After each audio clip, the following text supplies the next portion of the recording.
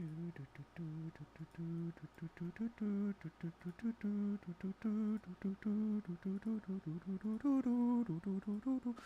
don't think I'm ever gonna have all my shit set up before the stream goes because I'm just lazy like that, I guess. Hold on a second. Let me figure out. One person is watching. Sup, Paul Kim? Looking forward to the controversies we have to discuss today. That's right. We got a lot. We got a lot to discuss.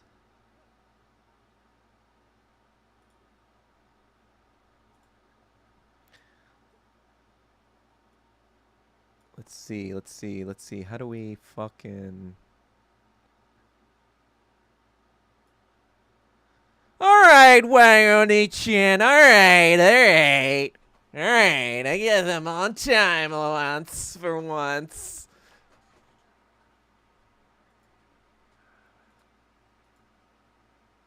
Just gonna wait for a few more people to file the fuck in. Don't forget to check in the SARS. It's a Matt Kim tradition, and we are sticking with it. Wait, let me do that. I don't know if everything's... Did you get looking forward to the controversies? Holy shit. They censored the other... What are they censored? Oh, you were talking about you. Oh, yeah. No, I mean, I do start kind of like 10 minutes late sometimes. Mainly because I'm having technical difficulties and I'm figuring shit out. I'm like, yo, what's up, David?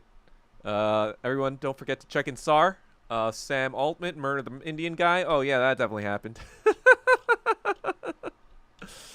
Let me wait till a few people more get up before we get into any of this stuff. But you know, before that, guys, check out my drip. My Lennon shirt. I got a Mark shirt. My sister got me a Mark shirt. But I was like, well, in actuality, Lennon's my guy. So if I'm going to have a shirt, I should get something with the dude that I actually like the most. And I kind of like it. I also got a shirt that has the Kims. I don't know if you guys know the statues in Pyongyang where, Kim Il-sung is like that. And I think Kim Jong-il is like this. You know, like they're both kind of like, hey, we're leading the country. And I have that on a shirt. They're kind of like bronze statues. All right. Sorry, you need to hire Indian IT. I think that's probably true. Probably not anyone new from India now. I think we've exhausted the top of the Brahmin class. And yeah, there's no real... I mean, like... the reason why there are so many good Indian engineers is just because there's like... Well, A, they still have better kind of like educational ethos than the West in general. But also, they have 1.5 billion people. Okay? You know, like, even if 1% of those are, like, decent at, like, computing and math and all this shit, that's, like, better than, like... So what's that? That's, like, fucking 15 million people. You think in America there are 15 million, like, good engineers? No. That doesn't exist. So yeah, we basically, from the past 20, 30 years, we probably like took that 15 million to the West or whatever. So, you know, I think we took the best of the best, and we're kind of scraping the bottom of the barrel. I mean, they're still probably better than most other immigrant labor, for sure. Especially if you're on the technical side and you need more IT type stuff. But I think we've kind of reached a limit in terms of ROI in that department, which is probably what the Groypers are thinking as well. But yeah.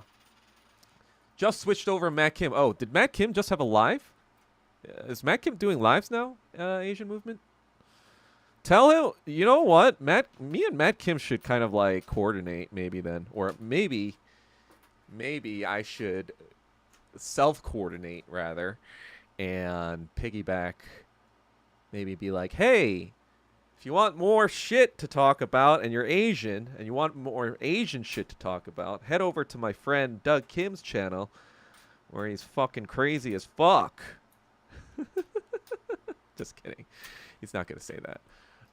Or he's not going to give me the endorsement. But he probably, I would say he, like, generally agrees with most of my shit. I mean, we're pretty much on board with the Israel being pieces of shit train. We're both definitely on that train together. But yeah, no, I mean, like, I actually like Matt Kim.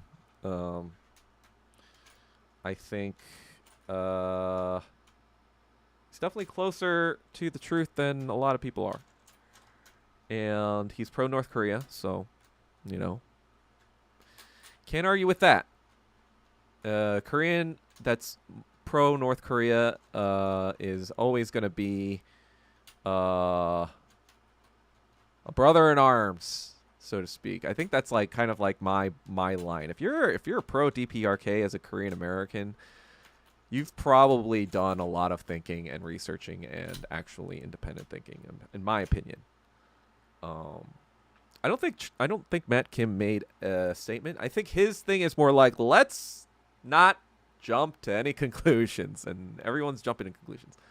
So, but we all know.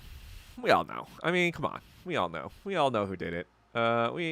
It's just kind of like, come the fuck on. Like, it's just like, fell forward again awards, and this is what I was talking about actually before with Martin Luther King. So if you examine the Martin Luther King playbook, well, let me just step back for a little bit. I don't want to talk about that just yet. Let's get the trivial stuff out of the way first. What does somebody want to talk about? Let's see. Before we get into Charlie Kirk, let's talk about some stuff. Sam Altman. Oh yeah. I don't know if you guys saw that clip. Or if you guys even know the story about Sam Altman and OpenAI, and there was this Indian whistleblower, actually. Indian American whistleblower. And I guess in a recent video, I don't know how, when it came out, but yeah. So when it came out, what happened? I just saw it today, so I don't know when it came out, but it was Tucker Carlson who was interviewing Sam Altman, and he was like, "Hey, so do you think this was actually a murder?" Well, the parents don't think it was a suicide. It's like, oh, well, the parents don't think it's a suicide. And then, like, Sam Altman's like, I think this is a disrespect to the memory. And then Tucker Carlson was like, well, I'm asking on the parents' behalf, so no, it's not a disrespectful thing at all.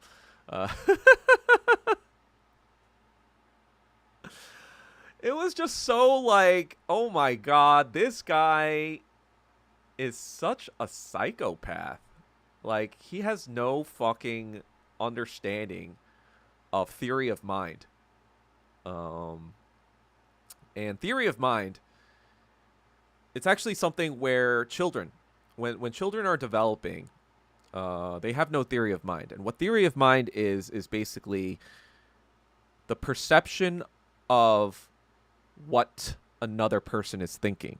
So, for example, babies, whatever, they have no theory of mind, so they're just kind of like, I need my bottle. I don't care if this is annoying you. I don't care if my crying is annoying you or not. I'm just gonna fucking cry until I get my milk, because their brains aren't developed and they don't understand anything at that point. So, both autistic and psychopaths actually lack theory of mind. Obviously, with autistic people, it's more, it's not that we don't care about what other people think. It's just that we have less receptivity, natural emotional receptivity to that. So we can come across as psycho sometimes, because sometimes it's like, wait, you didn't even think about that, or you're so inconsiderate, or blah, blah, blah. But if you teach the autistic person, oh, like, for example, so there was this autistic kid in this classroom, and he kept spitting on everyone, even the teacher. And the teacher was like, please don't do that. And he kept doing it. So one day, the teacher just spat in his face. And then, and then the autistic kid was like, oh, I didn't like that very much. And then the teacher was like, yeah, what do you think everyone else was feeling, you dumb fuck? Well, he didn't say it like that, but... And then the autistic kid was like, oh, okay, yeah, I'm not going to do that anymore because that's not cool. It's more that, like, autistic people are just kind of, like, retarded in that way. And so we kind of have to learn more, like, we have to, like, be directly told. But psychopaths, even if you directly tell them, they're like, oh, I don't fucking care. I'm just going to do whatever I want. And it's very clear where Sam Altman lies on that scale. Yeah. I mean, this story came out, what, like, earlier this year? Like, I want to say, like, half a year ago, maybe even longer. But everyone fucking knows Sam Altman is a fucking psycho. I mean, like, I've heard it from other people who are in the industry as well, from tech people who knew him, or other people. Or it's just like everyone calls him a fucking psycho. I don't understand why it's so complicated. Yeah, and that too. Sam, the sexual assault allegations against his sister. I'm like, Jesus fucking Christ, this guy's a fucking nuclear waste zone.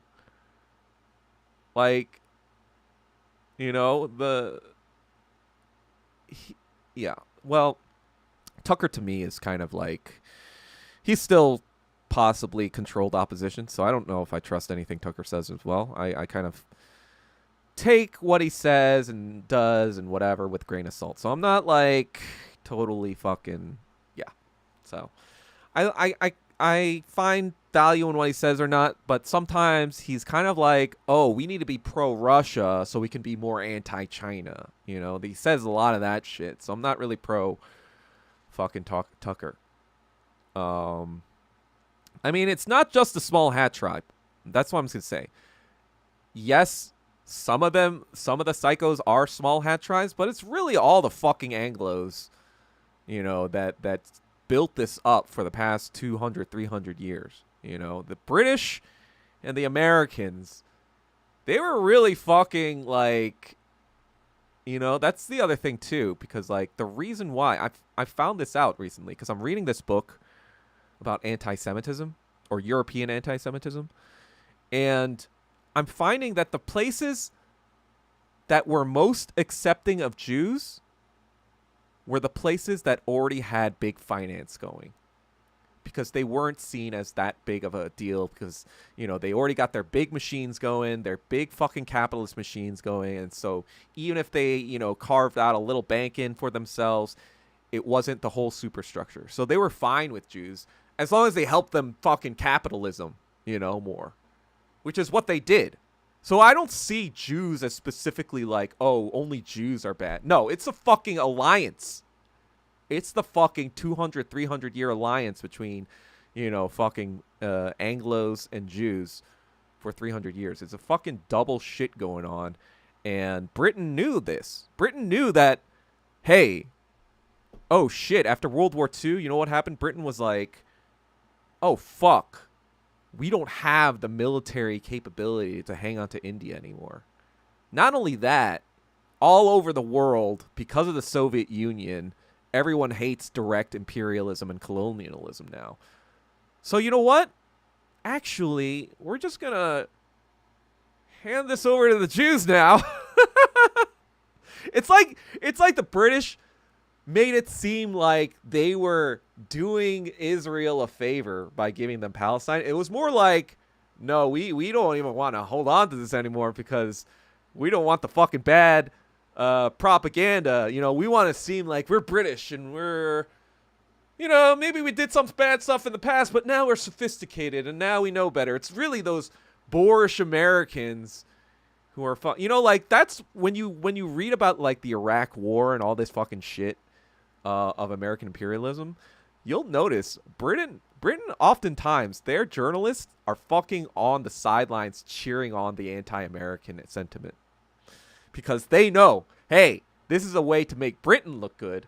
You know, that whole thing with like fucking like, oh, Britain got rid of slavery in the early 1800s. Where was America by 1865? That's crazy. They fucking leave out the fact that they drugged the entire country of China and then they fucking enslaved like billions of like Indian people to be their soldiers. So it's like, what the fuck are you talking about, you dumb fucks? You didn't abolish anything. So Britain is the fucking evil pieces of shit that really are responsible for everything. So I don't buy this like yellow hat tribe like exclusivity. It's really the fucking British. And now it's the American bourgeoisie. Let's see. Tucker is a Fed, still has good interviews. Yeah, whatever. Putin basically outed him as the CIA. And he was like, oh, I didn't know my dad was CIA. It's like, all right, bro. And speaking of, there was another fucking Taiwanese guy whose dad was CIA that was fucking not the fucking Zhang Yu one, fucking teen. His dad was CIA too, and he's LARPing as a fucking leftist online. It's just fucking hilarious. Hilarious fucking shit. Sup Superpower Broadcasting and checking in, SARS. We are all checking in and starring. Brian's still doing Good Morning America 1994. Who's Brian? I don't know what that is. Brian? Anyway. Tucker making such a 360 after getting fired was weird. Yeah, I mean, look. They want to make it seem like Tucker is an establishment because he's no longer part of Fox News. But it's just like another layer of fucking establishment. It's just another... He's still establishment. Like, you know, no. Like, fucking Candace Owens establishment. Tucker Carlson is still establishment. Anyone who fucking built a name for themselves, especially through the mainstream, is establishment. I mean... Even fucking Nick Fuentes to an extended establishment. Like, yes, he has an organic base and he's not represented by anything like fucking official media-wise. But he's pretty much being endorsed by like all the alt, you know, establishment people.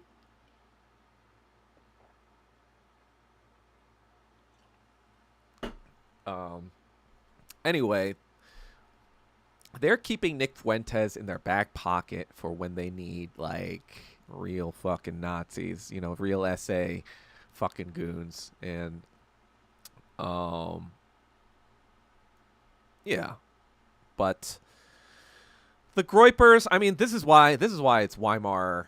We're in Weimar, Germany right now, where it was a battle between the KPD and the NSDAP, you know?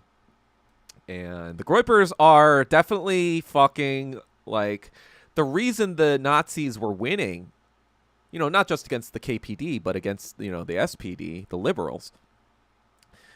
The Nazis knew how full of shit the liberals were, and they knew exactly what lies they were telling.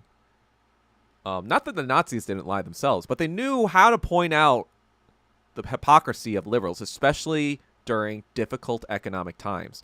You know, after World War I, obviously they had to pay massive reparations to France, and that's why you had the Dawes Plan and all these other plans in the 1920s by American bankers to kind of try to help Germany on the right track to pay France and England back because, well, America wanted France and England to pay them back, so they needed Germany to pay France back so that they could get paid back by France and England for World War I. So that was really what was going on in fucking Germany. Like, they were just like paying. There was no end in sight. They just had to pay France for fucking forever. And this was not popular with the German public. That's for sure. And, you know, the liberals were just kind of like, trust the process, blah, blah, blah. But the Nazis were like, you know what? Fuck this shit. We ain't paying the French no more. We ain't paying them fucking money anymore, those fucks. And, we're going to fucking make our own army again. You know, like they tried to cuck us by taking away our army.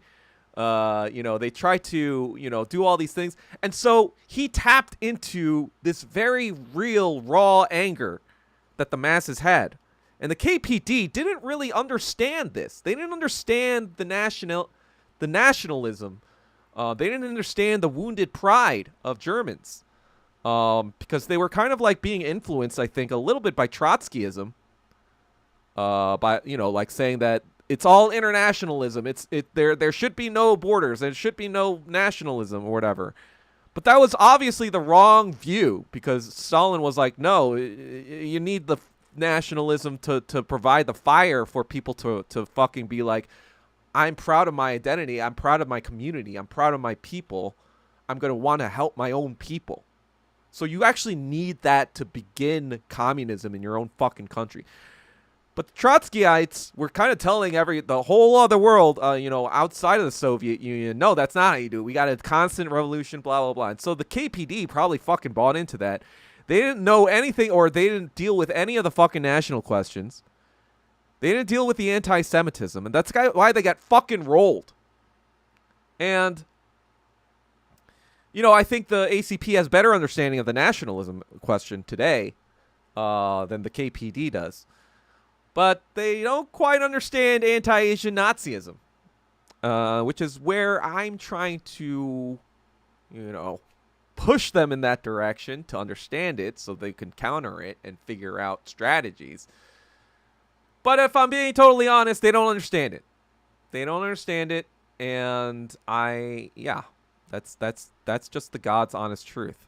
You know, and This is just like a critique. This is not like I hate the party or anything like that. This is just a critique. And, you know, Lenin says himself, you know, party that does not I think it was like the party that's not self-criticize is not a serious party. Wait, holy cow, 343. Oh my God, are we the same? Oh shit. Wait. You guys both have holy. I didn't even realize that. I thought you were the same person. Yeah. So anyway, that was the first thing, right? The fucking Indian Sam Altman. Yeah. All right. So let's talk about. Wait, did I talk about the Koreans in Atlanta already? Last time? Do you guys remember if I talked about that? The Korean people that got deported, or I think I talked about that. But I guess a little bit of the update. I mean, I talked to my mom a little bit because she was following it, and she says that now I guess the plan is just to let them stay in Atlanta, Georgia, or whatever, and fucking mea culpa. But the point is that, like, nobody cares now. And that was the whole point. The whole point was just to delay them to not go back to Korea so they could talk to their angry fucking compatriots back home. And so they could be like, oh, yeah, no, just stay here and work. We're sorry. You know, we'll probably give you like $20,000, and, you know, as long as you don't say anything to the Korean news or whatever. You know, they probably made them sign all these NDAs, and they gave them like, you know, 10K or 20K or something, and be like, hey, just here's money. Just don't say anything. And now it's like, oh, we forgot all about it. You know, that's what's basically gonna happen, because like now there is zero people in America that are not Korean that are actually thinking about this anymore. It's already gone. It's already memory hold. This is like zero. Nobody is even thinking about this right now. Because of, you know, what happened yesterday.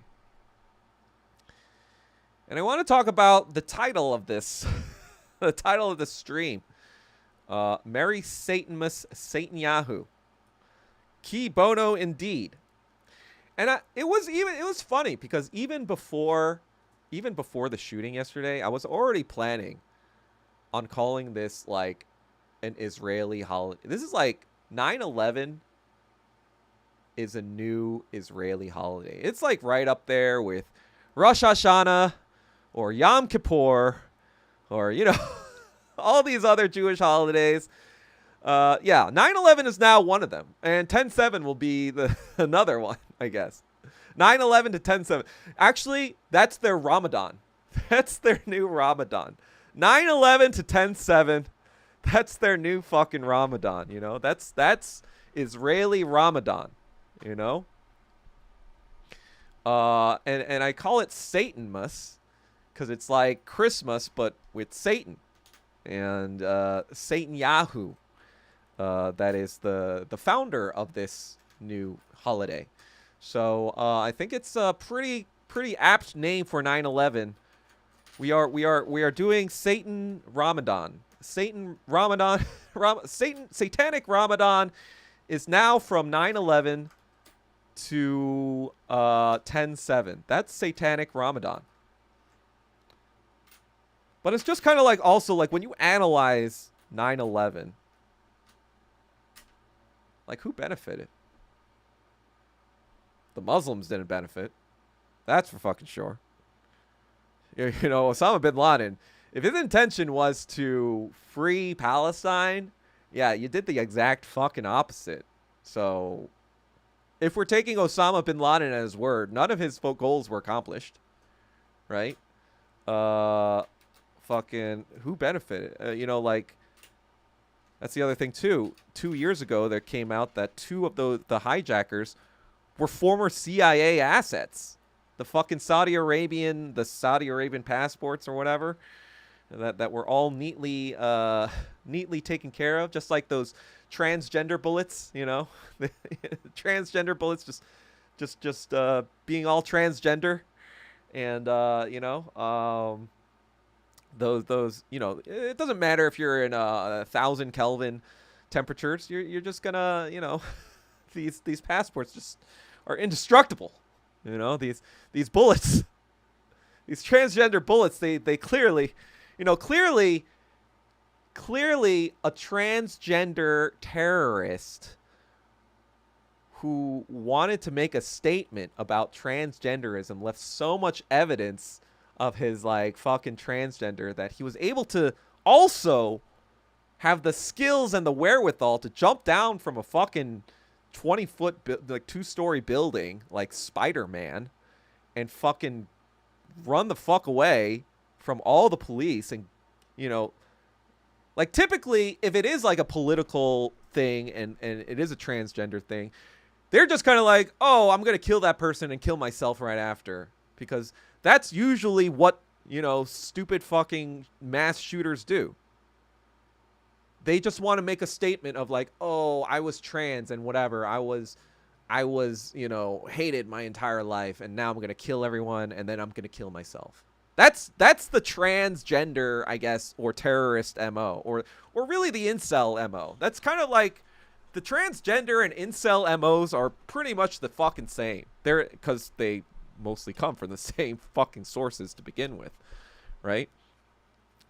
And so this didn't fit that pattern at all. You're talking about a transgender shooter who somehow, you know, has the athleticism to be fucking transgender Spider-Man and transgender fucking Green Beret shooter, you know, transgender, like knowing the logistics and getting in and out of fucking facility and leaving the entire, you know, FBI wondering where the fuck he went, you know, even though they have massive, you know, security all around the fucking campus.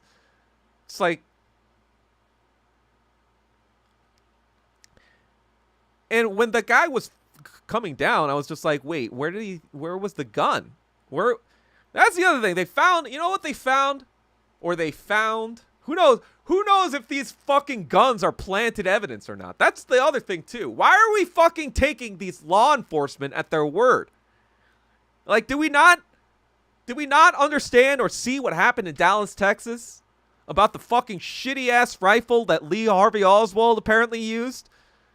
And Lee Harvey Oswald was not a good marksman?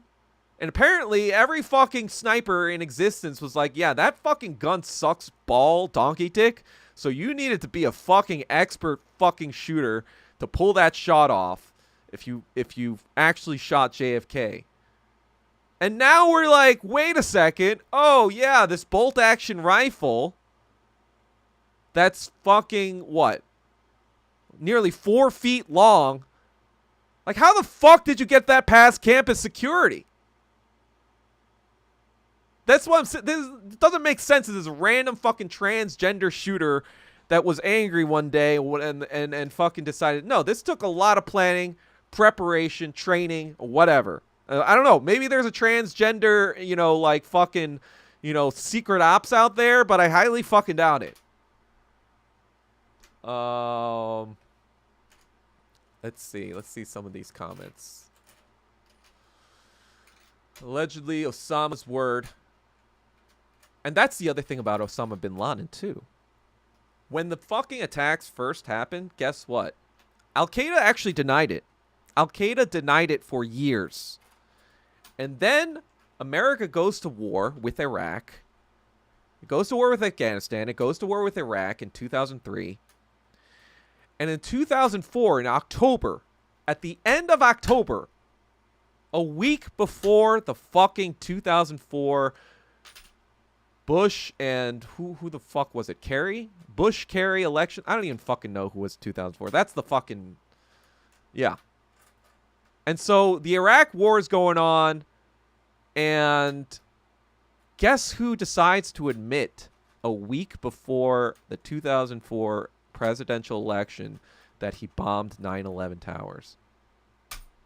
Osama bin Laden. He was like, "Yep, I did it, guys. I did it, guys. I don't know why I didn't admit to it for the past 3 years, but all of a sudden, I'm going to admit to it. It was me.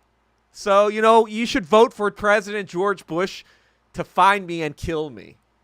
I'm just like, in what world would Osama bin Laden, if he was actually strategically, tactically thinking, would that be a good fucking idea?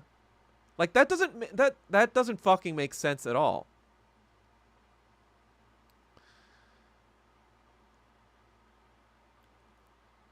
Yeah, and that Patsy, that was so fucking on. Like, come on. This isn't the 1960s, okay? That's the other thing, too. This might have flew in the 1960s. This might have flew, like, Lee Harvey Oswald and all that shit. But guess what? Everyone has smartphones. Everyone has intel. Everyone knows basic kind of like, But it's not like everyone. But what the point is, there's so many experts at so many different things that are online and watching this. You have ballistic experts, you have shooting experts, you have fucking like, logistic experts, and we're all seeing this in fucking real time. We have satellite footage, we have satellite coverage, we have massive autistic people all over the fucking internet, sleuthing and searching and looking at fucking, data. There was this one guy who found like some data about this fucking airplane that took off, nearly like 20 minutes after the shooting and then turned off its radar. We have all these fucking people just like, being like, nah, this is fucking bullshit. Of course you have the, the masses, the people who still listen to mainstream media, the people who still think that Democrats and Republicans are still a thing, like fucking fell for it again retards. Yeah, those people are going to, fall for it again. But for the rest of us who are seeing like, yeah, this fucking government is all bullshit, we're all like, yeah, this is fucking ridiculous. And the fact that obviously that right before, a few months before, or even a couple of years before, Charlie Kirk wasn't the best ally to Zionism. He started saying stuff like, wait a second, these Jews, they control our media and they're telling our kids to be transgender and gay and all this like race stuff. He was saying like, proto-Nazi stuff about Jewish people. And the Zionists, they wrote about it in the Times of Israel and all these fucking Israeli publications. They didn't really like that much. And now it's just kind of like the entire country of Israel is all like, oh, we mourn Charlie Kirk. You know why? Because they know that the American right wing are the ones in power right now. So they're like trying to fucking slop knob the MAGAs. Because now it's like, because the MAGAs were for the longest time, they were like, what is this Israel pieces of shit doing to us? But then the Israel, the fucking Mossad agents were probably just like, wait a second. They really hate transgender people. The MAGA people. They really hate transgender. They really hate woke. So what we got to do is connect woke with Palestine, and they're going to get on our side. So what we got to do is find out, hey, who do we not mind missing? What the fuck is going on?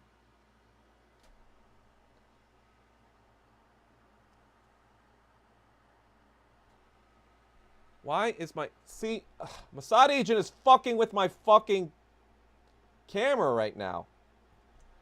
Can't get no freedom. Can't get no freedom in this country.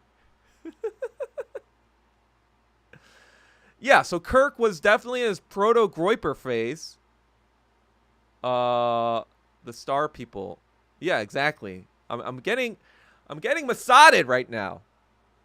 Actually, you know what? I am a little bit scared because of what happened.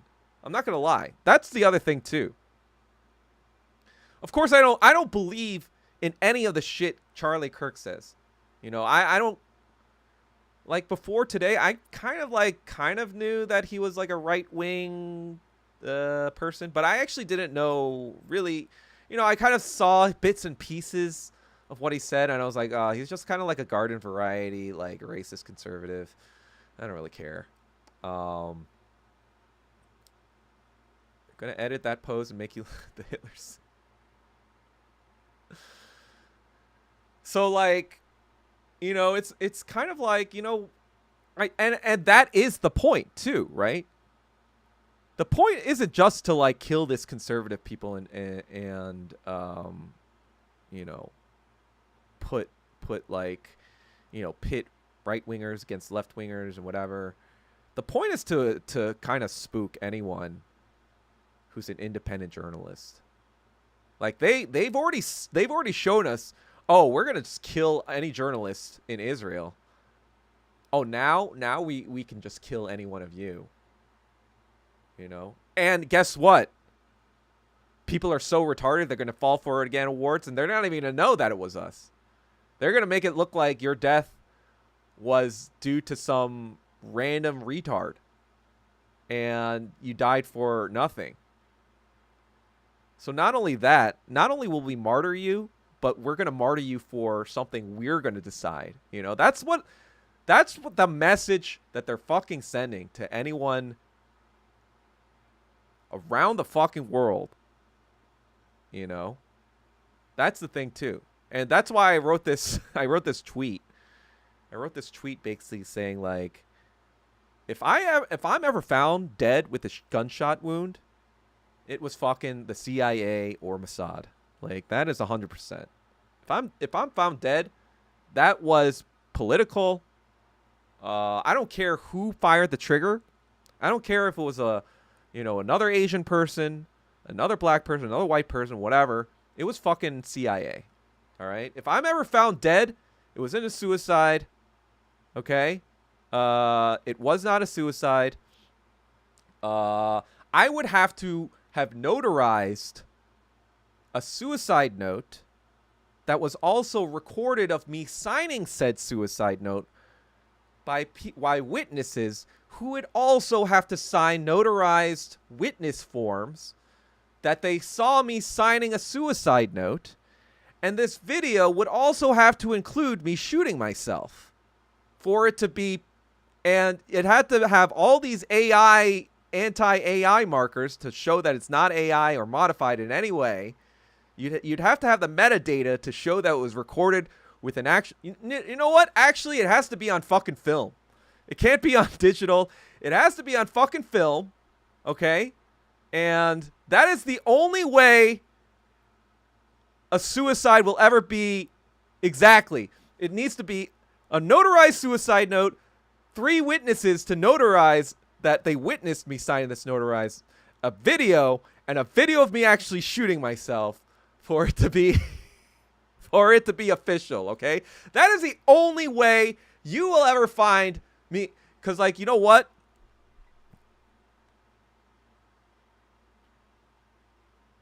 I ain't about that pussy ass bitch life.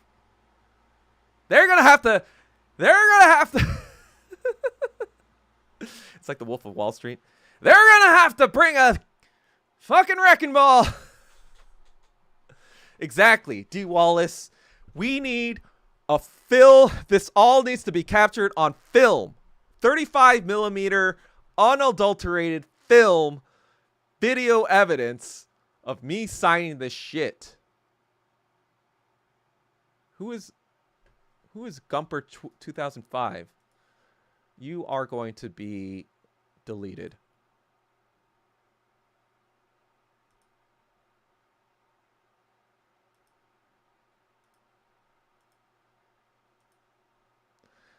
That's right. No fucking bots in here. Fuck you, you piece of shit. Get the fuck out. That's right. I tossed him. Stupid fuck.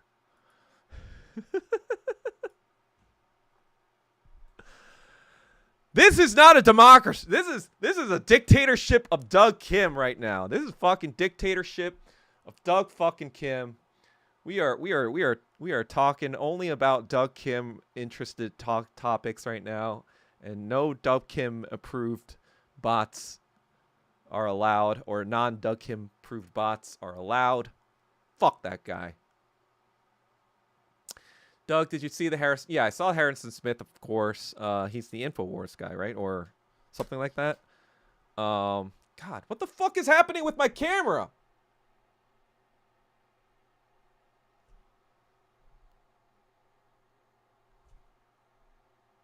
Okay, what the fuck is actually happening? Like, I'm trying to disable its movements.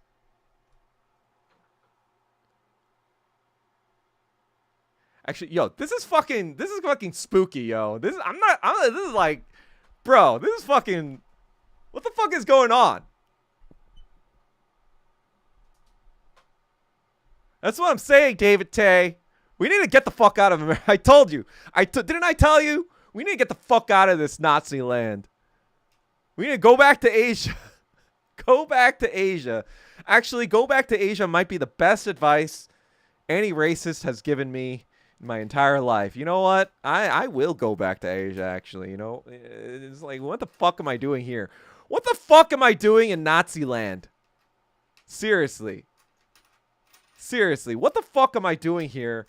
Where apparently you could just get taken out for not towing the line on Israel. You can have, like, Charlie Kirk was not a, you know, that's the other thing too. Why would a transgender shooter go after Charlie fucking Kirk instead of like an actual politician?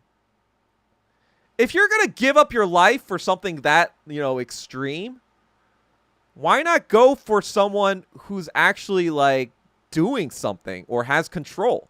Charlie Kirk was a civilian. Yeah, he ran a pretty big media outlet or whatever, but he has no control over policy. He's just kind of like a talking head. So that's the other thing too. Like, why would anyone, if they're willing to, like, you know, pretty much throw away their life, right? Risk their life to kill someone. Why would you go for a talking head that does absolutely nothing for you? Like, okay, you kill Charlie Kirk, and then what happens? What, transgender people are now all of a sudden going to be respected? No, we obviously we see the opposite effect right now.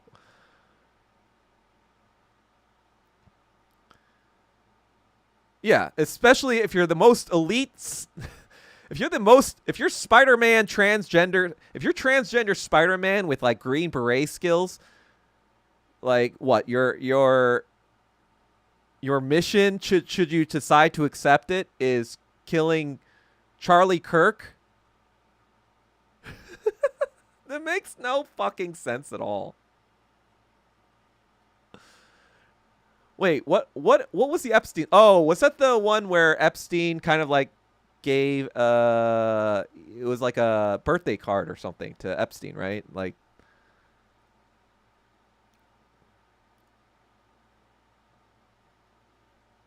yeah. You know what? I kind of joked that my timetable. So my timetable to Asia is really like kind of determined on a few factors. You know, my parents are a huge part of that factor because like, you know, they're getting up there in age, so I I can't leave them here until either A, they're not here anymore, or B, they move the fuck back to Asia like I tell them to all the fucking time.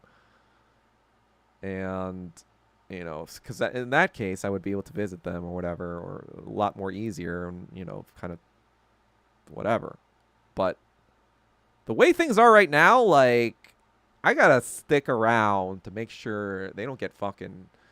I don't fucking know. So, you know, I've been even considering moving back to New York for that purpose, a little bit here and there. I'm just like kind of thinking about it still.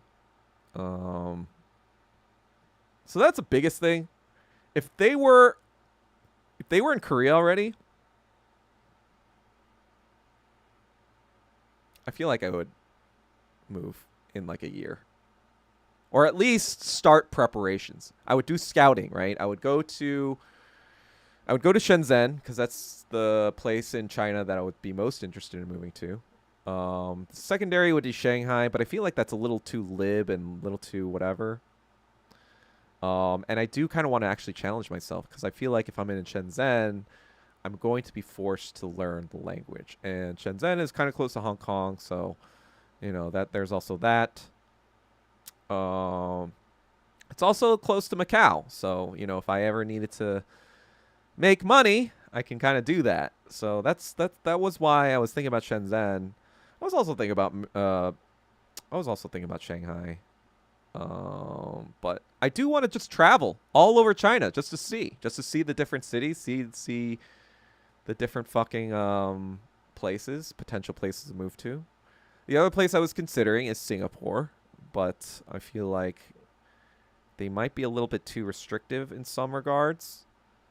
I probably wouldn't. I would probably would treat that as kind of like a base to travel because it is kind of central. The pluses for Singapore is that, you know, English speaking or whatever, but I feel like probably wouldn't challenge me, but you know, it is kind of like nice training wheels, right? It's kind of like the training wheels of Asia.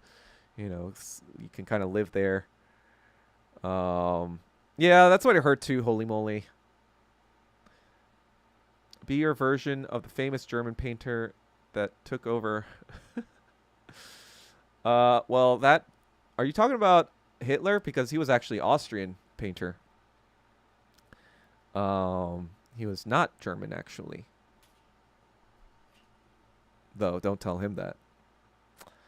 And another place I was considering was Hanoi or Ho Chi Minh City.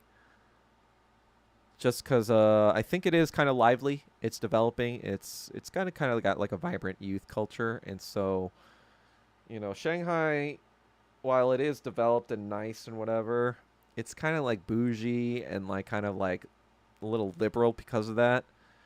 Whereas, you know, there are elements of that in Vietnam too. I'm not going to say that there aren't, especially in Ho Chi Minh City. But I think it is still just kind of like there's just this like youthful energy too, where like everyone's trying to like get things going because like people can feel the growth. Like Vietnam is growing at a very fast pace right now, and you know if they actually do make closer relations with China, that growth is going to accelerate really quickly. Um, and so yeah, that's another consideration. Probably never go to Taiwan. Never. I don't care how nice it is. I would never live there. For various reasons. Ideological and, you know, just because, yeah. Let's see. What else is there? I was also considering South Korea. But I think I would probably be on a list there, especially by now. And I am not keen on being detained in any sort of South Korean jail. And it's not an experience I want to have at any point in my life. And so, yeah. So, yeah, it's just kind of like all these fucking, like, conservatives who are like, even fucking Russia, even RT was like saying some sus shit, or Dugin, fucking Alexander Dugin or whatever. They were like, oh, it was the Ukrainians. It's like, all right, you dumb fucks. Not everything is about you, especially right now. Ukraine's already pretty much over. Let's be fucking real. Ukraine's done. Nobody fucking cares about Ukraine in America anymore. It's done. Like there was no need to kill for a transgender person to kill someone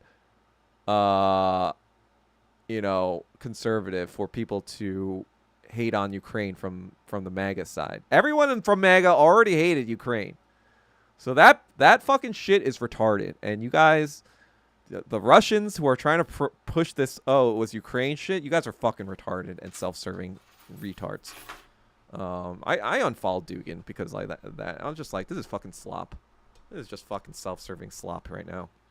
This is another litmus test. Like, Asian Americans had their first litmus test a long time ago. We do not have Fall For It Again awards, or at least the ones like that. Well, no, that's not true. We have a lot of Fall For It Again awards, but at least the class conscious Asian Americans did not have Fell For It Again awards. We saw what happened in 2019. That was my awakening moment when I was just kind of like, what the fuck is this bullshit? And you see the fucking worst fucking white people talking about China, and they are so obviously racist. You're just like, yeah, white people are fucking racists. Even the ones that claim that they're left. It's like, yeah, we were the anti-woke people since 2019, you dumb fucks. Catch up, right? So 2019 was the first point, the first litmus test for us. And then 2020 was the second litmus test for us. We were like, oh, wow, the left really hates us. They're like saying, yeah, they're white adjacent. Go to town, black people. They're your problem, actually. Don't hit me. don't attack me. I'm the good white. I'm Martin Luther King white. I'm the liberal. I'm the woke liberal. But those Asians, they're kind of white adjacent. They're kind of Republican. They're kind of conservative, those Asians. So I think you should attack them. And so it's like, yeah, we already figured out that white liberals were fucking scum. 5 fucking years ago. For the past 5 years, I was on the front lines. All you motherfuckers who calling me woke and identity politics, I was more anti-woke than you dumb fucks. I'm like the fucking captain of the anti-woke team. And so that was our wake up. That was our litmus test, right? That was our litmus test. So we have the 2019 litmus test, the Hong Kong stuff, the 2020 anti-Asian violence that was never stopping. 2021, more anti-Asian violence after Biden's elected, and more COVID, that they're blaming on China, even though evidence is coming out that it was Fort Detrick all along, right? So Asians were like, yeah, we know white leftists are fucking Nazi scum. We've dealt with their Nazi scum fucking bullshit for fucking ever, pretty much. The moment Korean War happened under Truman, that was anti-Asian Nazism from white liberals. Since 1950. Actually, yeah, since 1950, anti-Asian Nazism came from the white fucking liberal. And you know who else called that out? Malcolm X called that shit out. That's why I fuck with Malcolm X. I don't fuck with Martin Luther King, because he was just a fucking Zionist shill. And guess what? They killed him anyway. Because he wasn't towing the line of Vietnam. And that's the other thing I wanted to talk about. Because, like, the assassination of Martin Luther King is the exact same thing, almost the exact same playbook as the Charlie Kirk assassination. So here's why, right? So as we all know, like Charlie Kirk, Martin Luther King was not a politician. He was an activist. He did not have any direct control over the government, which was pretty fucking obvious because he was kicked out of the LBJ administration in 1967. So what happened was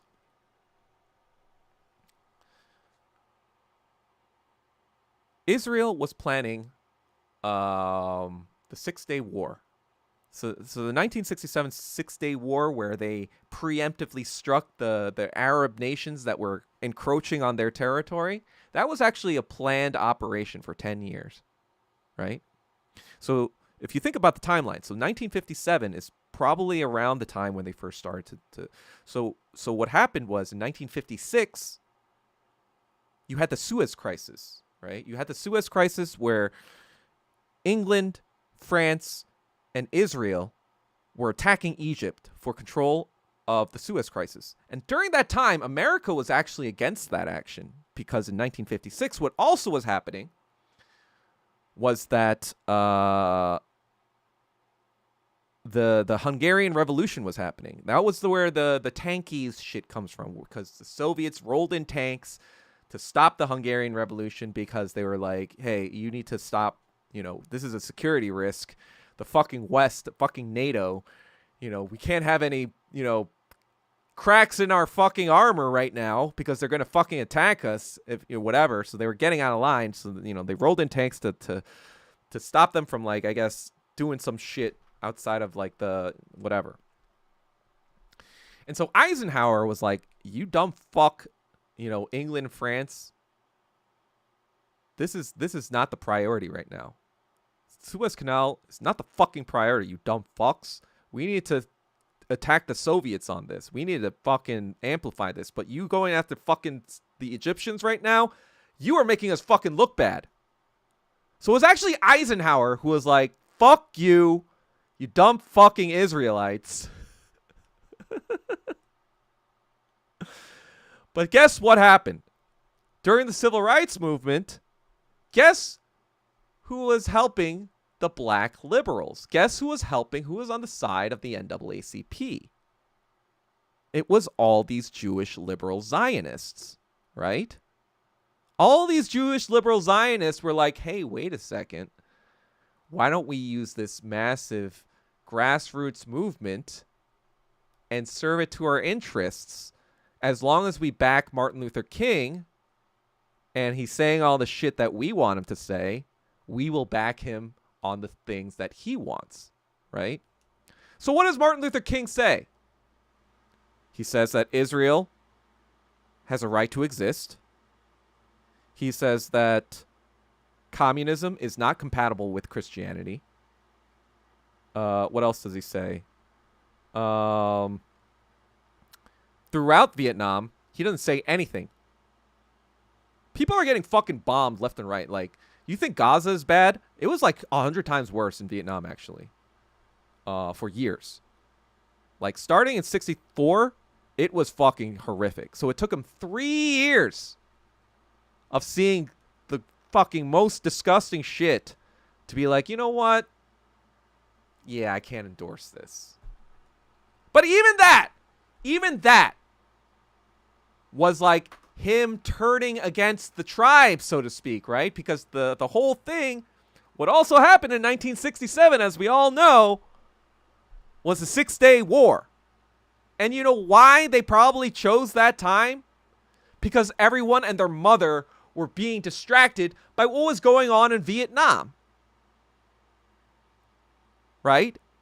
So then, if you have your guy who was supposed to be talking all your talking points, being like, hey, I don't know about this Vietnam thing anymore, right when you're trying to do this action in fucking Israel, you're not going to be happy about that. You're going to be like, hey, this guy is no longer no longer towing the line here. We got to do something about this. You know, this was probably a joint CIA Mossad operation. Because guess what? Jesus James Angleton, guess what he was doing in the 1950s? He was helping set up Mossad. He was the CIA counterintelligence chief. He was, in the 1950s, he was building Mossad. So they were basically butt fucking buddies since the 1950s. So Mossad and the CIA, they were working together because they knew that, you know, Eisenhower and the State Department were like telling them, hey, you need to back the fuck down right now. So Jesus James Angleton was like, hey, let's fucking, you know, work together and figure out some fucking thing where you know, we can fucking, you know. And so not only that, after JFK was assassinated in 63, right? In 64 and 65, NUMEC, nuclear, I think uranium something, blah, blah, blah, blah. It's like an organization for energy, nuclear energy in I think it's Pittsburgh or Pennsylvania. They find several kilograms of weapons-grade uranium missing. In 64, 65. And all of a sudden, guess who has nuclear weapons? Or guess who may or may not have nuclear weapons? I'm not saying Eisenhower is a good guy, D. Wallace. I'm just saying in that one fucking case, he was like, fuck Israel. You know, I'm not... Don't get me wrong. I'm not endorsing any fucking American president on this channel. I do not fall... I do not win fall for it. We do not win fall for it again fall for it again awards on this channel, okay? Oh, you're saying fuck Eisenhower, Pal Kim. No, because like even JFK, so that was what's going on. So you have Martin Luther King, right? So let me bring it back to the Martin Luther King thing. So he spoke out. I think it was like April something, 1967. Okay, so after he comes out with that speech, guess what the reaction is? Yeah, I got it now, D. Wallace. Sorry.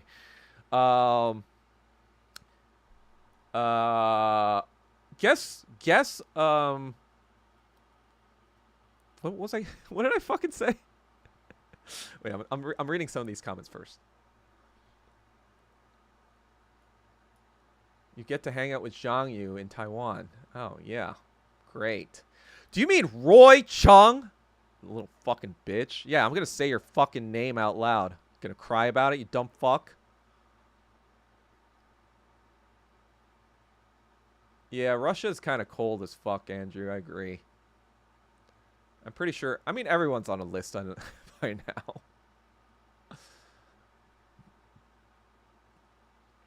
Okay. Okay, so then here was the reaction. So right after Martin Luther King gives that speech, right? Everyone fucking ditches his ass. The black people ditch his ass. The white people ditch his ass. LBJ says, what is this N-word preacher doing to me? We gave him the civil rights bill. We gave him the voting rights bill. We gave him all these bills. Why is he like, you know, saying this shit about Vietnam? He bans him from the White House, right? Martin Luther King is just banned from the White House. Every single fucking black liberal organization turns their back on him. Every fucking single black liberal publication speaks out against him, says, we do not, this is a distraction. This has nothing to do with black rights, black civil rights. We don't endorse Dr. King's remarks. They're basically like, we don't know this guy anymore. You know? The entire black liberal community kicked him to the fucking curb in 1967. And so he decides, hey, you know what? I feel like I've done enough for black civil rights. I just want to help poor people. I just want to help working class people. You know, we send so much money to Vietnam to bomb children. Why don't I try to fight for living wages at home for the average working class person? White, black, poor. If you're poor, I'm trying to fight for you. You know that. God, what the fuck is going on here? And so, that was what he was doing when he was shot. He was in the middle of like one of those drives. He was like in the middle of an event of like kind of like just work. It was just like a working class event. And so when he was shot, it was precisely 1 year after he gave that speech. So you see how they kind of give a little hint as to who actually did it, because they want the message to be sent, but they also want plausible deniability for that, right? So the message is, yeah, don't ever fucking talk about Vietnam, right? That's the message. That's the message to everyone. But just like Charlie Kirk, black people didn't understand that. Black people were like pissed. They were like, "Oh yeah, they killed Martin Luther King. They killed our guy. He was our guy." They totally forgot that the past year, you know, they had kicked him to the curb. But now he's their fucking guy. Right? Now every fucking black liberal publication is like, they killed our man, they killed our guy, they you know, the white supremacist killed him, you know, like I forgot what the fucking guy's name is. Well, the white supremacist killed him, and we all need to fucking get angry about this shit. So they did. They rioted every fucking city and caused a shit ton of chaos all around the country in April. And I'm not saying it wasn't deserved, you know, like you know, like the black leadership may have kicked him the curb, but he definitely probably still had a lot of, you know, black just Americans just being like, yeah, they killed our guy. So I don't fault them for that. Just like I don't fault some, you know, like these conservatives who are kind of like being like, they killed our guy. You know? They kind of don't know any better, right? They kind of just like are seeing events unfold at face value, and they're taking them at face value, and they're like, oh, they killed our guy, right? In 1968, they killed Martin Luther King. Bunch of shit happened in the country. 60 years later, they killed Charlie Kirk on the other side, on the conservative side. And it's just like, the Fell For It Again awards will never fucking stop, because people are so fucking retarded in this country. They don't understand that there's someone pulling the fucking strings at the top. And they've been pulling the strings for the past, ever since Great Britain invented spying and embassies and imperialism. That's when they figured out, hey, we can use our smarts to manipulate people since we have all the fucking power. Why are we letting political events to chance? Why are we letting anything to chance? We need to control the people. We need to control, because if the idea is like we're a democracy, you know, we can't be all monarchy anymore. We can't be like a despot, because people already hate that from the French Revolution and the Glorious Revolution as well in 1688. You know, when England had already kind of gotten rid of the functional monarchy by like the mid 1700s. And so they were like, oh, why don't we figure out how to make it seem like they have a choice? But really, we're still fucking pulling the strings the entire time. And that's the second part of this title, right? Key bono. Key bono, right? When you take a look at fucking 9/11, right? Key bono, right?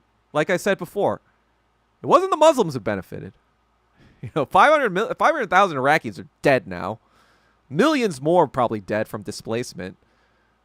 You know, we were in Afghanistan for 20 years, so Americans didn't win that either because we had to get the fuck out, and the Taliban took over like immediately afterwards. And guess what? Apparently, during the whole time, we were growing opium in Afghanistan, and now that's gone. So apparently, we're trying to be drug dealers in Afghanistan. So the Afghanistan people didn't benefit because our occupation, they were just dealing drugs there. And then we just destroyed their country. And then where was the benefit to Americans? We spent $3 trillion in Afghanistan, right? We spent like trillions of dollars in Iraq. Now we spend $1 trillion a year. That's our fucking military budget. $1 trillion fucking dollars a year. Do you know what our fucking national debt is? $37 trillion. You know what the fucking we are spending so much fucking money. It's not sustainable. This is like a fucking. And so what else happened? Well, the Patriot Act happened. And guess what? That's fucking fascist as fuck. But we all were like, "Oh yeah, we need safety from these terrorists. Here are our rights." You know? We had Edward Snowden reveal that after 9/11, the NSA and fucking CIA were like, "Hey, see? We need to build the fucking global eye we need to fucking build the Eye of Sauron to fucking spy on everyone on Earth." So the CIA benefited. The NSA benefited. Israel definitely benefited, right? I mean, even Netanyahu fucking is a cheerleader on that, right? I guess politicians benefit because, they get into power and they use it all the time. I mean, every president since. It's just kind of like since the end of the Cold War, really what it was, really why they wanted the Soviet Union to fall so bad was because the Soviet Union was keeping America honest. Once the Soviet Union fell in 89, or even the cracks were starting to show, why do you think the fucking Iran-Iraq wars happened right after that? Operation Desert Storm, all this fucking shit, because they wouldn't have gotten away with it if the USSR was in the picture. The USSR would have called that out as fucking bullshit. But now that the USSR wasn't there, now it's America's, time to fucking rape and ravage every fucking country that it couldn't for the past 40, 50 years. And hope that nobody notices before they finish the fucking job. Right? That was probably the idea with Gaza. They were like, "Hey, we need to finish the fucking job. How do we do that?" Oh, I know. Terrorism, right? Hey, these guys that helped us in Afghanistan against the Soviets, wait a second. Maybe we can use them again. Maybe they're going to get some Fall For It Again awards. And maybe, if there's some Saudi princes and some Saudi business interests, we can kind of finagle. Maybe we can manipulate them into fucking flying into New York City World Trade Center. Right? Exactly, Andrew. Snowden and Assange called this all out. I mean, I feel like I'm probably saying everything, everyone in this room already knows. But I'm just kind of trying to contextualize it, right? Like, who fucking benefits? And when you analyze every single... So this was a statement that Lenin said. When you're trying to analyze events, it's like, first and foremost, ask the question, who benefits? Because the idea that history is random and chaotic, especially in the modern era, is totally false. History is planned. Ever since the creation of the CIA, history has been fucking planned. You know why? So the CIA was formed in 1947, right? In 47, the OSS, Billy Donovan and some other people from the OSS formed the CIA along with Dulles. the Dulles brothers, and some other corporate interests, whatever. In 1947, they start the CIA. And then in 1950, that's the beginning. That's, in my opinion, the real beginning of the Cold War, where the most significant proxy war was fought in Korea, right? And if you look at the history of it, the history of the Korean War, June 25th, 1950, you ask the question, who benefits, right? Well, let's look at the scorecard, right?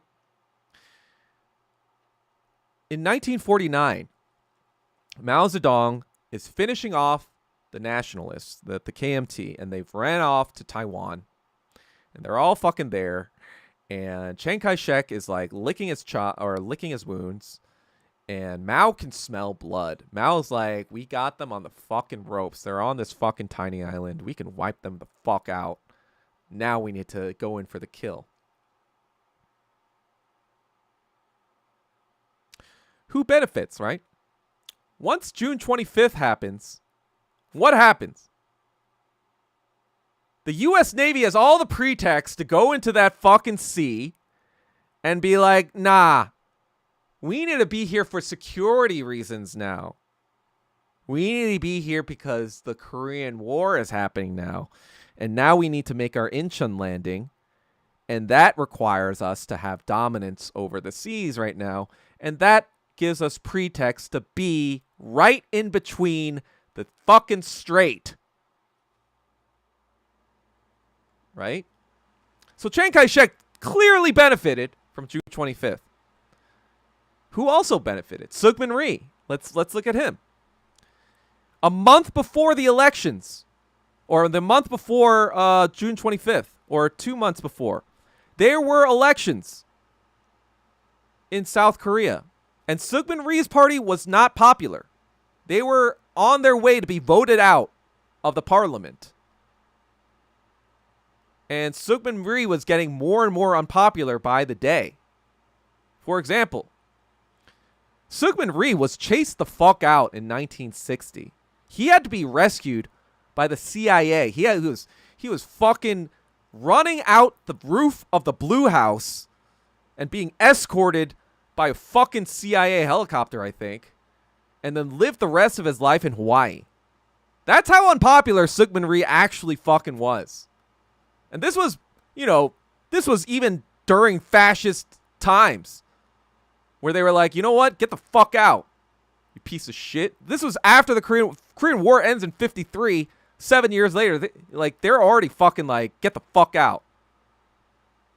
But in 1950, right, they have an election and his party is all fucking ousted. And it's like, wait a second. Now there's a war. Now you guys need me. Now the Americans need me to provide stability. So the Americans are going to back me. Because who else is there that's going to be fucking fascist and traitorous fuck? And so Seugmin Rhee was going to get kicked the fuck out. And all of a sudden now he's president of Korea for the next decade, right? So we got Chiang Kai-shek benefits. Seugmin Rhee benefits. And now we get to Douglas MacArthur, right? The guy I was named after, right? So Douglas MacArthur was kind of like one of those stereotypically like mediocre white men who thought the world of themselves. So his father, Arthur MacArthur, was one of the generals of the Philippine-American War, right? And we all know what that was about. That was definitely not in the Filipino people's best interests. But I think he was their governor general for a while after the Philippine War. And so he kind of ran the Philippines. And you could probably pretty much tell what Douglas MacArthur probably thought of Asian people after that too. Especially after Japan. But the other thing is, during World War II, there are two theaters, right? There's the Western Theater, obviously, and there were the Eastern Theater. And so, on the Western Theater, the famous American generals were George Patton, I think his first name was George, and Dwight D. Eisenhower, right? After World War II, because of the Normandy landing, Eisenhower is hailed as one of the greatest generals of all time. He's kind of like, everyone loves him, and he's also kind of like pretty humble about it. I'm not saying he's a good person. I'm not saying I'm pro Ike or whatever, but in the face, or in the, at least presentation one. Jesus fucking Christ.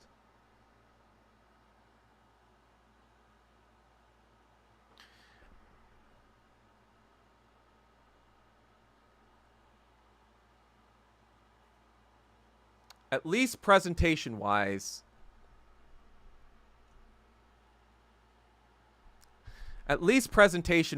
he seemed more humble about it, and people liked him, and he was very popular in America. Douglas MacArthur was obviously the commander of the armies in the Pacific. And he actually had one of the highest ranking medals in the army. I think he was like the highest ranked general in the U.S. military, even above Eisenhower. So he's feeling some type of way about this, because he was like, I took care of the Japs. Where's my fucking parades? Where's my fucking whatever? And you can kind of see that also when he's fired in 51 or 52. He tries to run for president against Eisenhower in the Republican nomination. So it's very clear that he has higher, presidential ambitions, right? And so MacArthur is thinking, hey, if I can get this Korean situation to fucking escalate, maybe we can fucking take out the Soviets once and for all. We've got the nukes. They don't got the nukes. We've got the nukes. Yeah, they tested 149, but they probably haven't, up their capacity for now. But we got the nukes. So we can take them. We could take out the USSR right the fuck now, and I will be hailed as the GOAT. I will be hailed as the greatest general of all time. That was what was actually going on in MacArthur's head. I shit you not. When you actually read what he said about fucking Korea and like all this fucking shit about getting the Soviets, this is what he like fucking believed. So in that context, he got his wish, right? Well, he got his wish in that he was able to get all the backing he needed, not only to repel the North Koreans, but to drive past the 38th, which was not something that they were, that the UN authorized. It was something that he or whoever in the fucking American military, whatever, who knows, right? Maybe he did it all on his own and wasn't supposed to. But it wasn't one of those things where they were like, oh, don't do that. They were like, oh, we have plausible deniability now. We could just blame it on MacArthur for being crazy if it goes wrong. Which they kind of did. And so after they drive the North Koreans back, and the Incheon landing happens I think it happens around August. So the North Koreans drive down to Pusan. I think they drive down pretty quickly to Pusan from June 25th. I think it takes them maybe a month or two, but they can't finish the job in Pusan. The South Korean army is digging in the heels, and they do have some help from U.S. Army Corps at that time still too. So it's not like they were totally abandoned from or didn't have American support by then. So the Incheon landing, I think, happens around that time, August, September. I might be getting it wrong. But anyway, they fucking go from Incheon, and then they encircle the North Koreans, and then the North Koreans have to strategically retreat. But then by September or whatever, I think they retake Seoul. in September, I believe. And then they decide to drive in October past the 38th. By November or so, I think they are close to the Yalu River. And that's when China starts to get involved, because they see that they're advancing and they're like, all right, we need to fucking put our foot down here, because they are approaching our fucking borders. And they gave him all the fucking warnings in the world. Be like, nope, you can't come here. Don't come here. And MacArthur was like, fuck that, those chinks. This is probably, I'm paraphrasing what I think MacArthur was thinking in his mind. But basically, he was like, fuck those chinks. I'm going to fucking do whatever I want. You know, they can't handle me. We got the nukes. What are they going to do against all my nukes? So he drives there, and then the fucking Chinese encircle them and fucking pound their asses back to the fucking 38th. So by 51, by a year later, they're kind of locked in this stalemate for the next 2 years, while they're kind of also trying to negotiate a ceasefire. And so that's kind of like Korean War, but you can see that MacArthur did have a chance to have his ambitions realized. But yeah, I guess, like, because of his failures and all and his craziness, he tried to oust Truman with a Republican senator coup. He kind of like had a disgraceful, end of his life, because he was discharged. He was fired. Ridgway took over after that, and that was that. But the point is, he did benefit initially, right? He had the opportunity to make a name for himself. So already we got Chiang Kai-shek benefiting. We got Syngman Rhee benefiting. We got Douglas MacArthur benefiting, right? What else do we got? I mean, obviously, South Korea does not benefit, or Japan is benefiting, right? Because guess what happened? Guess what sparks Japan's economic recovery after getting the shit bombed out of them, after getting nuked and firebombed to fucking destructionville? Guess what supercharges their economy?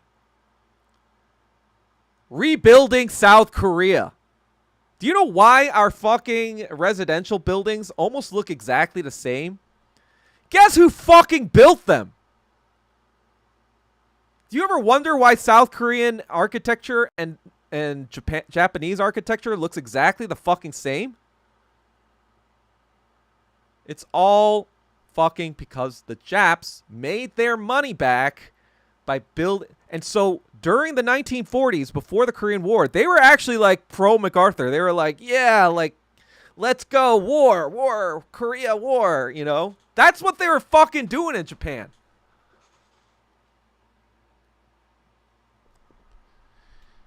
And so Japan benefits, right? So it's just kind of like, all right, so you're telling me that the North Koreans started this thing where all of you guys benefited, but what happened to North Korea? Well, 20% of its population was fucking killed.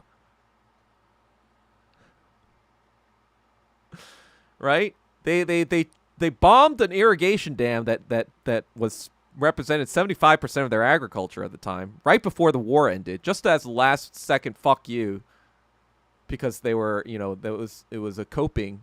They were coping from losing, basically. So they had to fucking one last fuck you. That was definitely a war crime. That was definitely a genocidal war crime. Psychopathic shit. That's what they did at the end in 53. And so North Korea didn't benefit. All right, China didn't benefit. Mao Zedong lost his son. Okay, I guess like they somewhat benefited by showing their strength and power, right? But they lost a lot of people. They lost a lot of soldiers. And now Taiwan is a fucking threat to them. They had the Taiwanese, or the Taiwan's their first strait crisis, or their strait crises in the 1950s, because Taiwan was always talked about as an aircraft carrier for the United States, like an unsinkable aircraft carrier for the United States. That's how America called Taiwan. They directly said that. They weren't even just fucking using euphemism back then. They didn't give a fuck back then. And so you're just like, wait, so you're telling me that the North Koreans started this war where everything went against them when it happened? Why would they do something that stupid? Why would they start something they couldn't finish? And so when you look at all the history, all the fucking things throughout history, you know, the fucking even the fucking like Gulf of Tonkin incident, right? It's 1964. It's like, why would the North Vietnamese shoot an American ship? Like, that makes no fucking sense whatsoever. Why would a North Vietnamese ship fire upon an American ship on purpose? Like, do you think the Vietnamese are not aware of American power? Do they think that, like, the Vietnamese were just, like, shooting America and saying, like, yeah, we're going to kill you now? Like, how retarded and fell for it again awards were people in 1960? That's, you know what? It was helped because Americans were just fucking anti-Asian Nazis. Like, you cannot logically leap to, oh, yeah, the Vietnamese definitely shot our boats on purpose. By just being totally fucking racist and being like, oh yeah, they did it because they're Asian and they're crazy and they just do shit their leader tells them to and they're all fucking lockstep, whatever. I mean, that was the Japs, right? They got it right about the Japs. That's... But they said, oh yeah, all Asians are like that. So, yeah, logically speaking, Gulf of Tonkin makes total sense because we're fucking retarded. We're retarded Americans who win Fell For It Again awards from the CIA all the fucking time. And even 10-7, I'm just kind of like, yeah, Hamas meant to actually kill hostages at a rave concert that was mysteriously rescheduled the weekend before to a different location right next to the fucking Gaza City. It's like, what are you talking about? Or 9/11. Like I said before, Osama bin Laden didn't benefit. Saudi Arabia kind of benefited. You know? Like, who is fucking benefiting? And with the Charlie Kirk thing now, who's benefiting? Who is benefiting by you going after like conservatives? Who is benefiting by you going after fucking blue-haired liberals or whatever who are praising Charlie Kirk's death? What, you just want to feel better about yourselves or whatever because they did that to you? I mean, like, fine, sure, yeah, I guess. Like, get your little kicks in, that's fine. But at the end of the day, do you think that killing Charlie Kirk helped the blue-haired liberal? Like, no. That doesn't fucking make sense at all. Why would, if a crazy leftist wanted to actually, like Luigi Mangione or whatever, who I'm not even convinced is the actual shooter, but let's say that he is, right? Let's say Luigi Mangione is the actual shooter, but he took out someone that was actually directly responsible for a lot of fucking people's deaths. And again, not saying I condone it. I am a communist. I don't believe in violence that is not against military action or police action that is against my own fucking life, right? Like, obviously I believe in defending myself. I'm not going to say that I don't believe in violence and defending myself. But I don't believe in fucking violence for saying stuff. That's just retarded. That's not something I condone. And I don't think even fucking Marx and Engels were like, that's retarded. Like, and Lenin talks about this all the time. They're lumpen proles are fucking terrorists and they're idiots. Well, I would say free Luigi more because I don't think he's the actual guy. I think he's patsy. But I don't know. I don't fucking know anything about that. But the point is that, like, you could see how, yeah, I guess, like, he didn't directly benefit, but he kind of, like, benefited by making a point about the system. A point that both the left and the right kind of agreed with. Right? So then what does that say about this recent shooting, right? Like, this is something I guess leftists agree with, or some leftists or some liberals, but obviously the right doesn't because he's their guy, right? But what benefit did the liberals really just have? Like, it's the same thing with Martin Luther King. Like, what benefit did conservatives have? Now, I'm not talking about the white, fucking KKK guy who's probably like, yeah, like, fuck Martin Luther King, whatever, blah, blah, blah, right? Like, yeah, sure, that guy in Hicktown, where there's no blacks around to, like, burn down their city, yeah, they might have benefited because they were, like, fucking retarded. But the average conservative who's just kind of, like, a little bit, like, not like KK level racist, but kind of like racist. But they're not like being like, oh yeah, Martin Luther King, we needed to kill that guy. Because a year later, he wasn't even doing anything about segregation. He had already fucking done whatever. So the white conservative at that point, you're like, all right, whatever. He's not even doing any fucking working class, black shit anymore. We don't have to think about him really that much. So in 1968, when Martin Luther King dies, when he's no longer talking about fucking black liberation and it's more talking about working class, who the fuck benefited from that? Well, the military benefited, right? Or the imperialists benefited.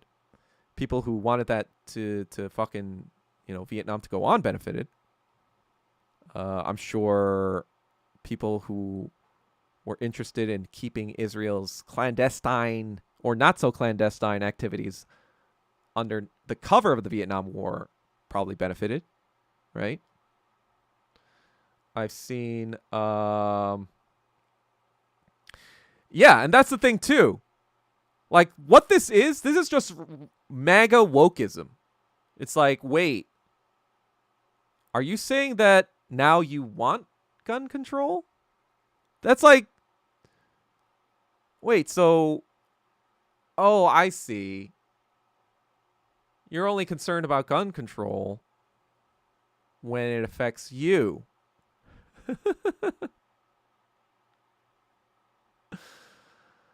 It's just like everyone is such a fucking hypocrite in this fucking country.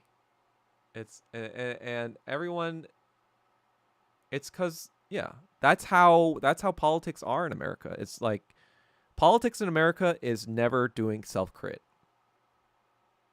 And like my boy Lenin said, a party that cannot critique itself is not a serious fucking party. And that's what Asian people do even without communism. That's our culture. That's Confucian culture. Well, however you want to fucking dress it up, that is the way, we understand morality and duty and honor and respect. A lot of it comes from Taoism. A lot of it comes from Confucianism. Those two kind of influences. Big influences. And so, we already had collectivism in our fucking culture for 2,000 years. Like both China and Korea and even Vietnam, I think, are pretty much contiguous Confucian societies. Like 2,000 at least years of like Confucianism. Say everything you want, but, that doesn't go away in a fucking generation, right? Yo, what's up? KTSC is officially over. Okay, all right. Paul Kim. Why is it officially over, Yosa? What's the update? What's the tea? What's the tea? What's the latest? But yeah, even the Taiping Rebellion in the 1800s, that was like kind of like a communism in China. That happened after the fucking Opium Wars. So the Opium Wars were what, 1842? Something like that? Taiping Rebellion was like in the 1850s where this kind of kooky, crazy, it's kind of like Chinese Mormon guy thought he was like the little brother of Jesus Christ. But he was just like trying to nationalize the country to be like, hey, we need to, unite. And he wanted to like stop this fucking drug trade with the opium. Fuck. But the Qing dynasty wanted to keep that going. And so they worked with the fucking whites to crush the rebellion.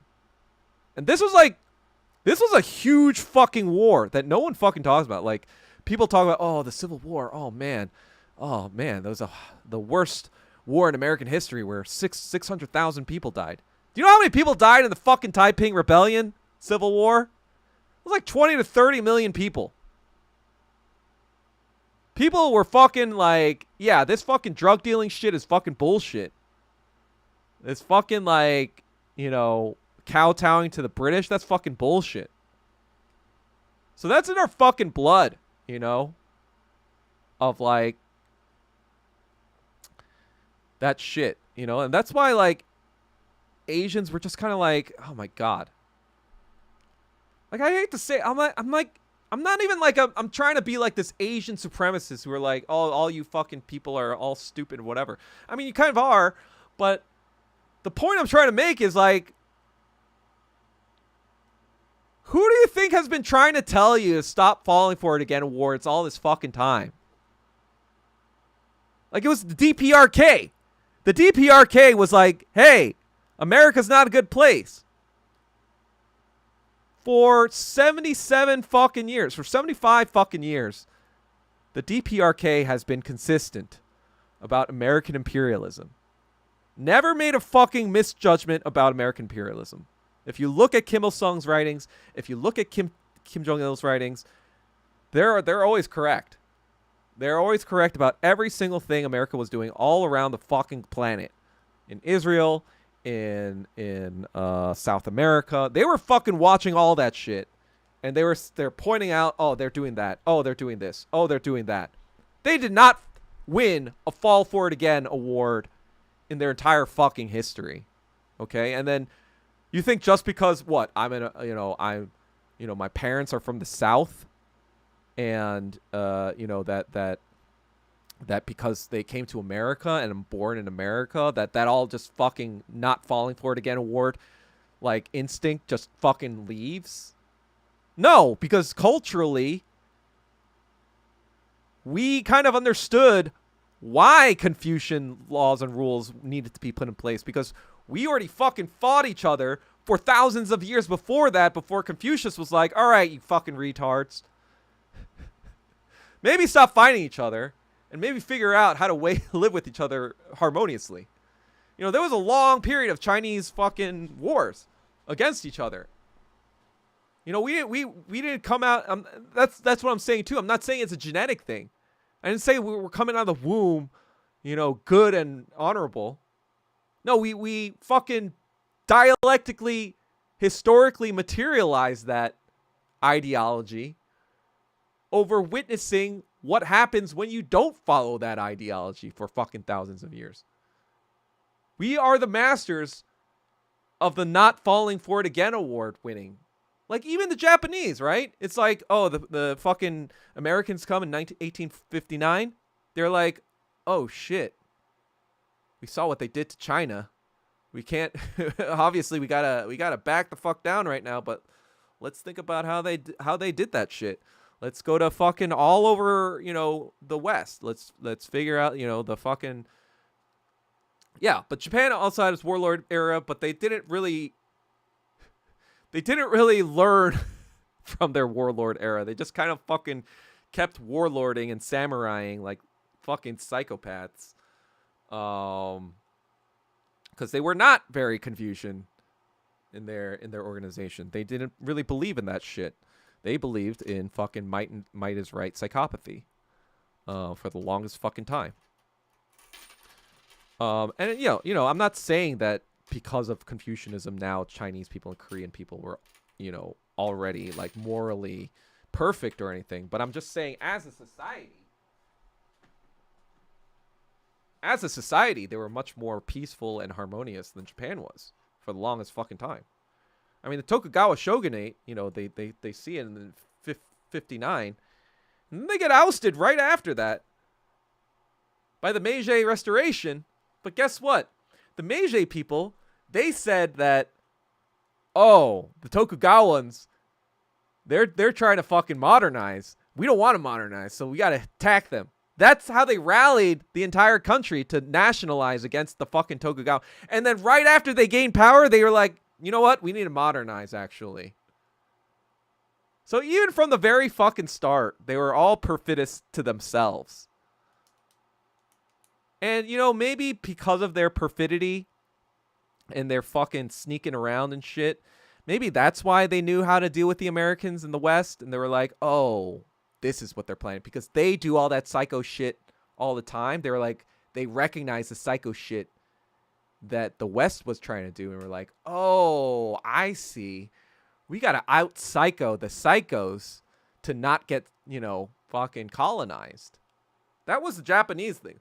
But the point is, they also don't win Fall For It Again awards. They may not take the same lessons from the Fall For It Again awards. But Asians, yeah, we kind of, we value education, we value knowledge, we value philosophy. So guess what? We also probably value dialectical materialism. And that's why I'm just kind of like, whenever I say shit that goes against Western fucking thoughts or Western fucking views that is probably correct, even white Marxists or Western Marxists, it takes them like 10 fucking times of me saying it and them seeing it for themselves for be like, oh, I guess you're right. But you know what? I'm going to pretend it was my idea the entire time, and I'm going to get all the credit for it. That's what happens in Western Marxism. All the fucking time. I see these fucks with like 50K, 60K followers basically parroting the same fucking shit that I say and pretend like they came up with it on their own. It's fucking hilarious. And they get all the likes. They get all the fucking dick sucking. And it's like, you know what? I'm mostly fine with it because I'm like, at least it's being shared. At least that point of view is being shared. At least people are seeing this. But it's just like so fucking obvious. Like, who the fuck do you think is actually knowing what's going on and figuring it all out? Like, the Asian man never fucking gets credit. Like, who do you think saved the world from Western imperialism, from fucking, like, Judeo-Nazism? The only reason we're not fucking, in greater Israel world is because of the People's Republic of China. That's the fucking God's honest truth.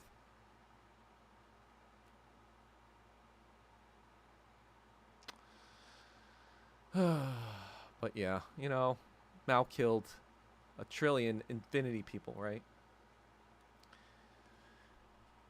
Wait, so let me see what's going on at K-Town Social Club. See what he's seeing. I mean, I just see that he hasn't posted anything in 3 weeks. Is that what you kind of mean, that he hasn't posted in 3 weeks? So now he's officially over? I mean, like, he'll probably post something in like another week or something. Whatever the fuck ever. But yeah, I don't know. That's kind of what I have to say about all that Charlie Kirk stuff. At the end of the day, I didn't really care much for him. I didn't really care either way. That's not me being heartless or whatever. That's just me being like, I actually didn't really. I just knew he had weird, funky teeth, and he didn't really like trans people or feminists.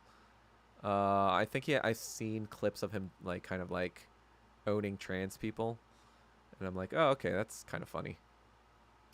I did see later on that he was trying to like he actually was in South Korea trying to be like, oh yeah, fucking communist or whatever, instead of like Israel, obviously.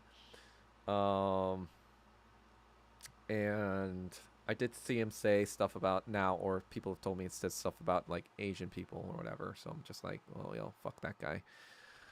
Not gonna respect him though, like Taiwanese Trotskyite who's like, I respect Charlie Kirk because he died he believed in what he died for, or some bullshit like that. I'm like, all right, I know you hate trans people and you hate LGBTQ people, and it's not just, you don't just hate the ideology, you hate them like viscerally, but you can't be that obvious about it and not expect people. You know what he said? You know what he said to someone? I was just kind of like, oh my God, what did he say?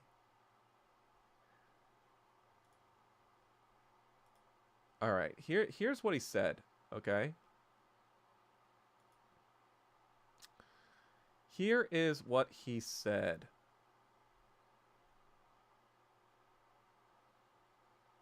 Where is he? Where is this? Where is this? Where is this?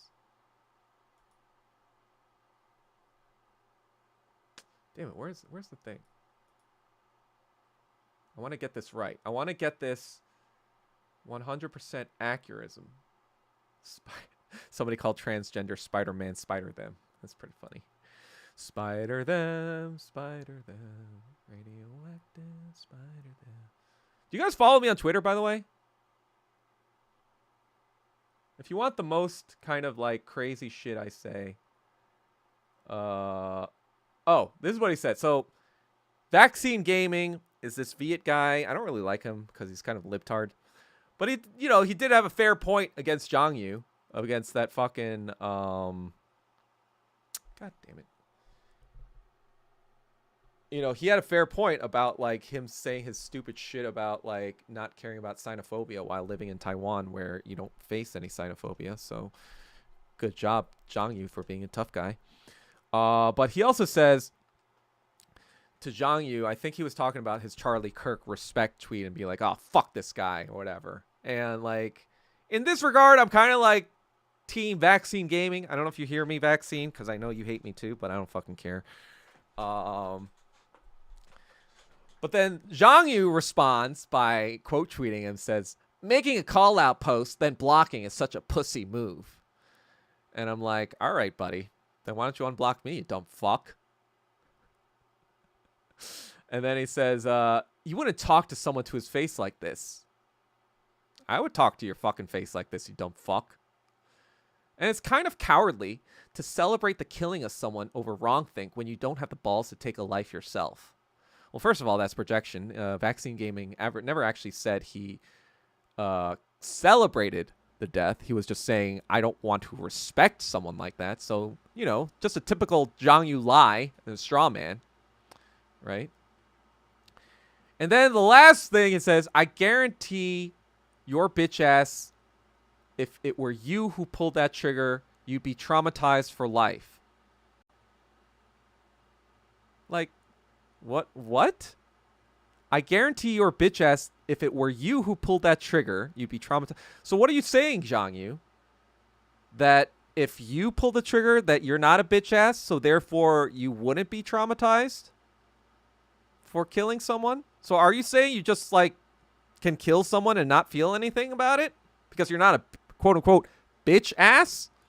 Is that what's going on, Zhang Yu? You fucking psychopath? Are you fucking kidding me? Like, how does no one see that this guy is a fucking psychopath? Like, oh, you're a bitch ass because you would be traumatized for life if you killed someone. Not me, though. Not me. And you know what's so funny about that? You know what's the funniest part about that? The funniest part about that is how he got over racist bullying when he was in middle school.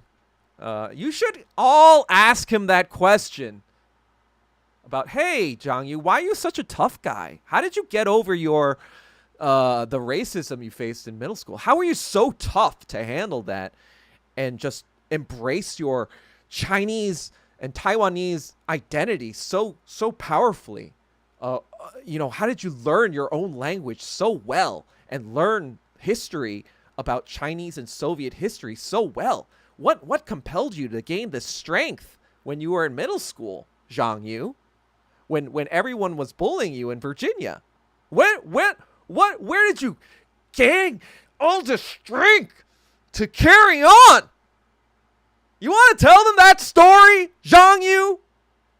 You want to tell them that story, Roy? You dumb fuck. Fucking psychopath, bitch. Get the fuck out of here. Get the fuck out. You can take your fucking lackey I need sheet with you too, that fucking retard. Get the fuck out, Ryan.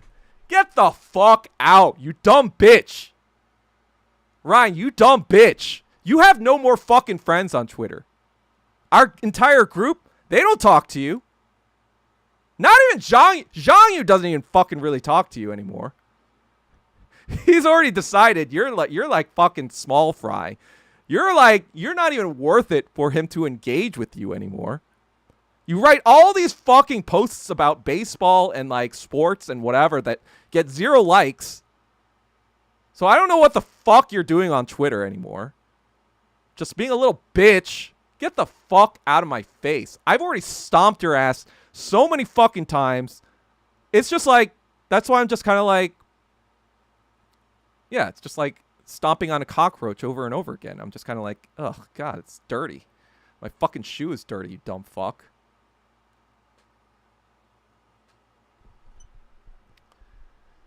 I feel like I am kind of telling a story, BM. I'm sort of, kind of sharing a little tea.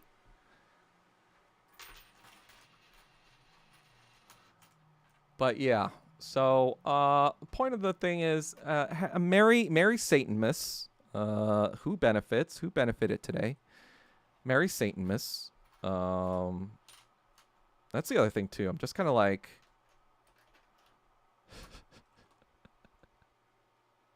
whenever Zhang Yu just posts, I'm just kind of like, does this guy have any self-awareness whatsoever?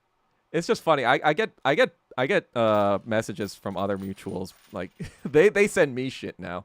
They're sending me shit that they're seeing. They're like, when he's like, I think he like kind of like, I think he was calling out pamphlets or something, pamphlets Y, for not getting some sort of like minutia about the 228 incident, right, or some shit like that. You know, like how he's always fucking harping on some fucking bullshit about Taiwan and how it's of the utmost importance. I guess this is the story, BM. But he's talking about how this is the most important thing ever, blah, blah, blah, blah, blah, blah, blah. And Pamphlets like, okay, whatever. And then Pamphlets has a podcast with Haas, right? The ACP chairman. Right after, underneath the fucking post, he goes, hey, Pamphlets, I'm ready to let bygones be bygones. If you'll have me on and, talk to you about Taiwan and I can share with your audience the true story of Taiwan and all this other shit. And then, I kind of hate Pamphlets because I think he's a Trotskyite and he's fucking scum. But in this scenario, he was kind of funny. He was like, oh, yeah, maybe, yeah, I'll have you on. We'll have a rap battle. Kind of dismissing him, but like doing it funny. I gotta give that one. Pamphlets Y, I gotta give that one to you, all right? I gotta give you that one. Because it was fucking funny. And I'm sure Zhang was like,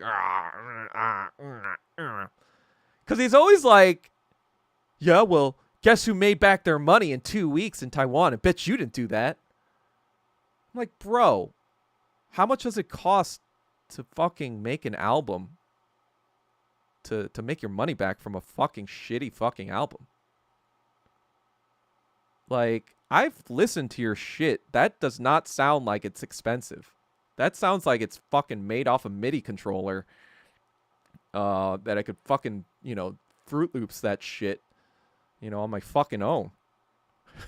It's like, yeah, you made back your money because you didn't spend any fucking money to make garbage. So, good on you there, I guess. That's the funniest thing, too, when his homies are kind of like forced to somewhat humor him and be like, you know what? Yeah, that shit's fire. That shit's fire. And I'm like, what? What? That's kind of like why I find it funny when I see him with his cronies and his fucking cronies are like, oh yeah, that shit's fire, Satanyahu. And they're like,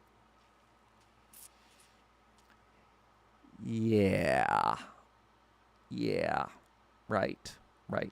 It's just so funny how he's just trying to leech off everyone to get more visibility. He's just, and the funny part is like he's saying, oh, not everyone is a diasporoid.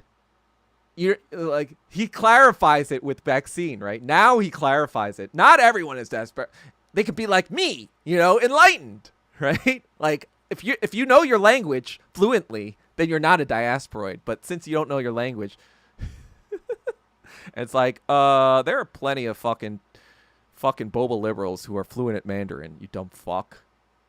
Not like they're the best representatives of Asian communism. Not like they like their heritage very much.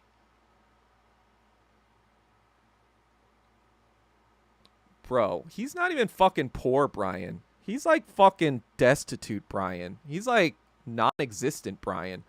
He's like fucking like, bro, if I spent a month and, a month kind of like just coming up with shit, I could write better Korean raps than him in Taiwanese or Mandarin rather. Like, I could just do that if I really wanted to put the effort in.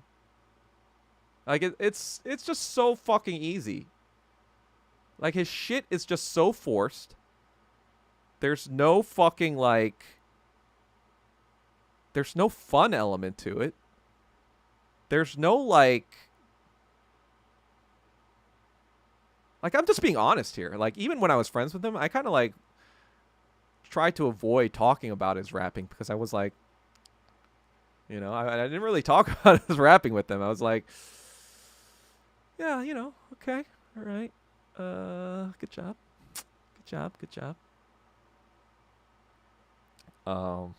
That was just kind of like, but it's just so clearly out, he got on, he brought on another, ACP executive board member, to his podcast.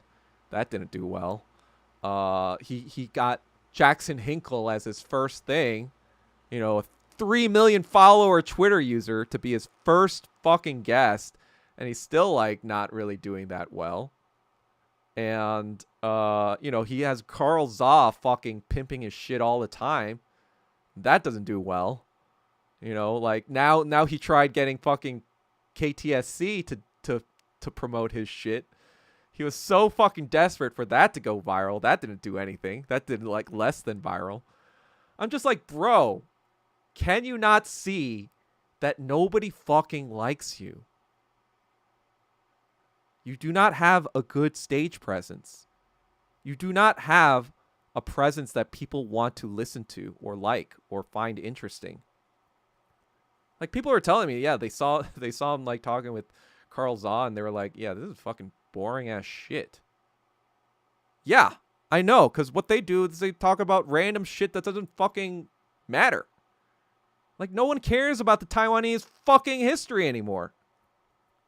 No one cares that's the DPP that's separatists and the KMT that's not separatists or whatever. And the KMT are actually kind of like, honorable now. Like, no one fucking cares. No one fucking cares. And it's just like watching, you know what he is? He's like fucking Gretchen Wieners on Mean Girls. Just trying to make fetch a thing. He's just so desperate to make something that he is into a thing. And that desperation makes people less want to make it a thing. And now he's alienated everyone. Like, that was a funny thing. The funniest thing was the pamphlets thing. And not only that, there was the fucking, what else was there? Somebody sent me, what else was it? Oh, Cow Collective. So Cow Collective is a little leftist, leftardist, but they are pro-China. But, you know, he was being all like, fuck gay people, right? He was like, fuck LGBT. Like, he was like literally just fuck them. Not even just like fuck the ideology or the fuck the propaganda. He was really like fuck LGBTQ people for a while, for like 2023, 2024.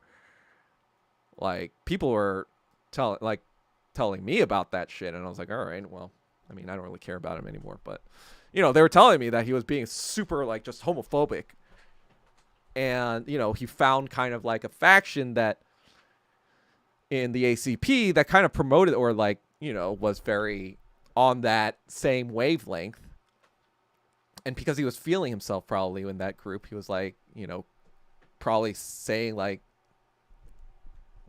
actual F slurs on fucking Twitter. Or making it very obvious that he was trying to say F word slurs. You know, like, I'm more like, all right, you know, we got the gay. Gay is fine. But you go into that territory, that signals that you've got an actual problem with gay people in your personally. Like, you really hate gay people personally, on a personal level.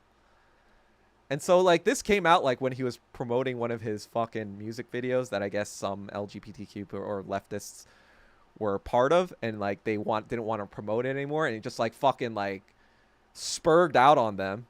He was like, oh, how dare you, blah, blah, blah, whatever, you're woke, and blah, fuck you, and, you know, he didn't say the F word then, but, like, he says it enough where it's just kind of like, all right, buddy, calm down. All right, tough guy. You know? And so recently he goes, Cow Collective.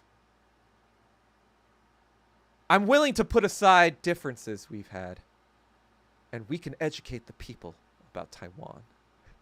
He always makes it seem like he's like somehow magnanimous after fucking shitting on people like Pamphlets Y or Cow Collect. You know, I don't like these people either, but like, I don't shit on them. Like, well, I shit on Pamphlets Y, but I'm never intending to do anything with Pamphlets Y, right? Because I think he's a piece of shit and he's not to be trusted at all. I don't really care that much about Cow Collective. I don't mind if I don't do anything with Cow Collective either. So I guess, like, I will shit on them if I'm intending never to work with them because I think they're scum. But it's clear that, like, Zhang Yu is just this fucking slime-ass fucking opportunist that has no fucking principles, is willing to collaborate with anyone that will give him any fucking airtime whatsoever, right? And it's just so funny how he tries to frame it like he's this magnanimous guy who's like, you know what? I'm willing to let things go if you are. You know? That's how I'm like Jesus Christ, actually, even though I don't know anything about Christianity or the Bible. You know, I'm basically like turning the other cheek right now. You know, so in actuality, I'm the good guy here. So if you refuse this magnanimous offer, you're actually the bad guy. You don't want the people to know about Taiwan. You know, you don't want people to know the truth. If you can't let things go. If you can't let bygones be bygones like I am, you know, then I guess that's your loss then, and the people's loss, because how can they live without my knowledge of Taiwan? How can they organize? How can China and Taiwan finally reunify unless my knowledge of Taiwan finally gets out to the masses?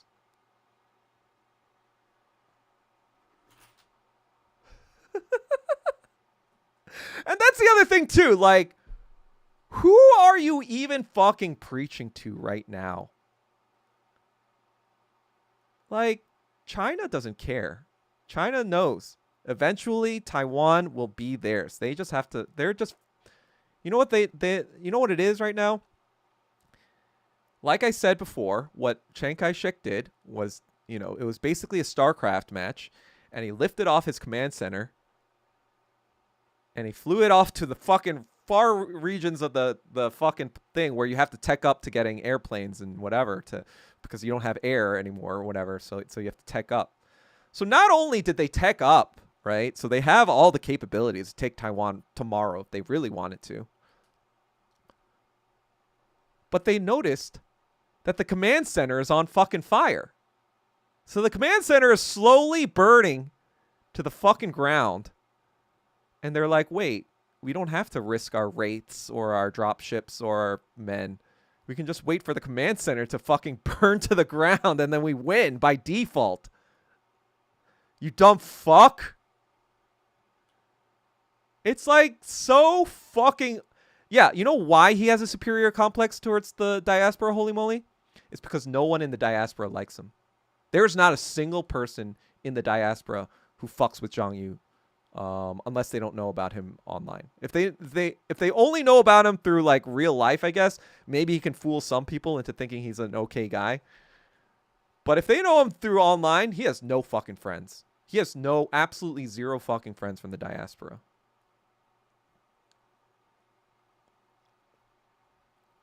And you know what? That was the biggest reason he was jealous. Well, he was jealous of a lot of things about me. One, my money, obviously. He's definitely jealous about that. You know why? Because he just talk about how much Haas was making all the fucking time. All the fucking time he just talking about how much Haas was making, how much Carl Zaw was leaving on the table, how much, like, he was just fucking all about money. Every fucking conversation was just like, oh man, he's making this much, blah, blah, blah. I was like, all right, bro. Cool. He was talking about like watches and shit and whatever. And like, oh, well, Kim Il-sung liked Rolexes. So, like that's what I'm going to do. I'm just like, all right. So that's the first thing. Second thing is that I heard that I really think he thinks... I think now that his ex-girlfriend might have been into me while he was dating him. I don't know this for sure. This is conjecture, obviously. I'm not saying this is for certain. But based on what I now know, I'm like 80% confident. And so that's the second reason he hates me. And the last reason he hates me is that he sees that the diaspora fucks with my shit. He sees that. And he even said this too. He was like, oh, you shouldn't say that because a lot of Asian people listen to you. Because I was like fucking shit talking Taiwanese Americans.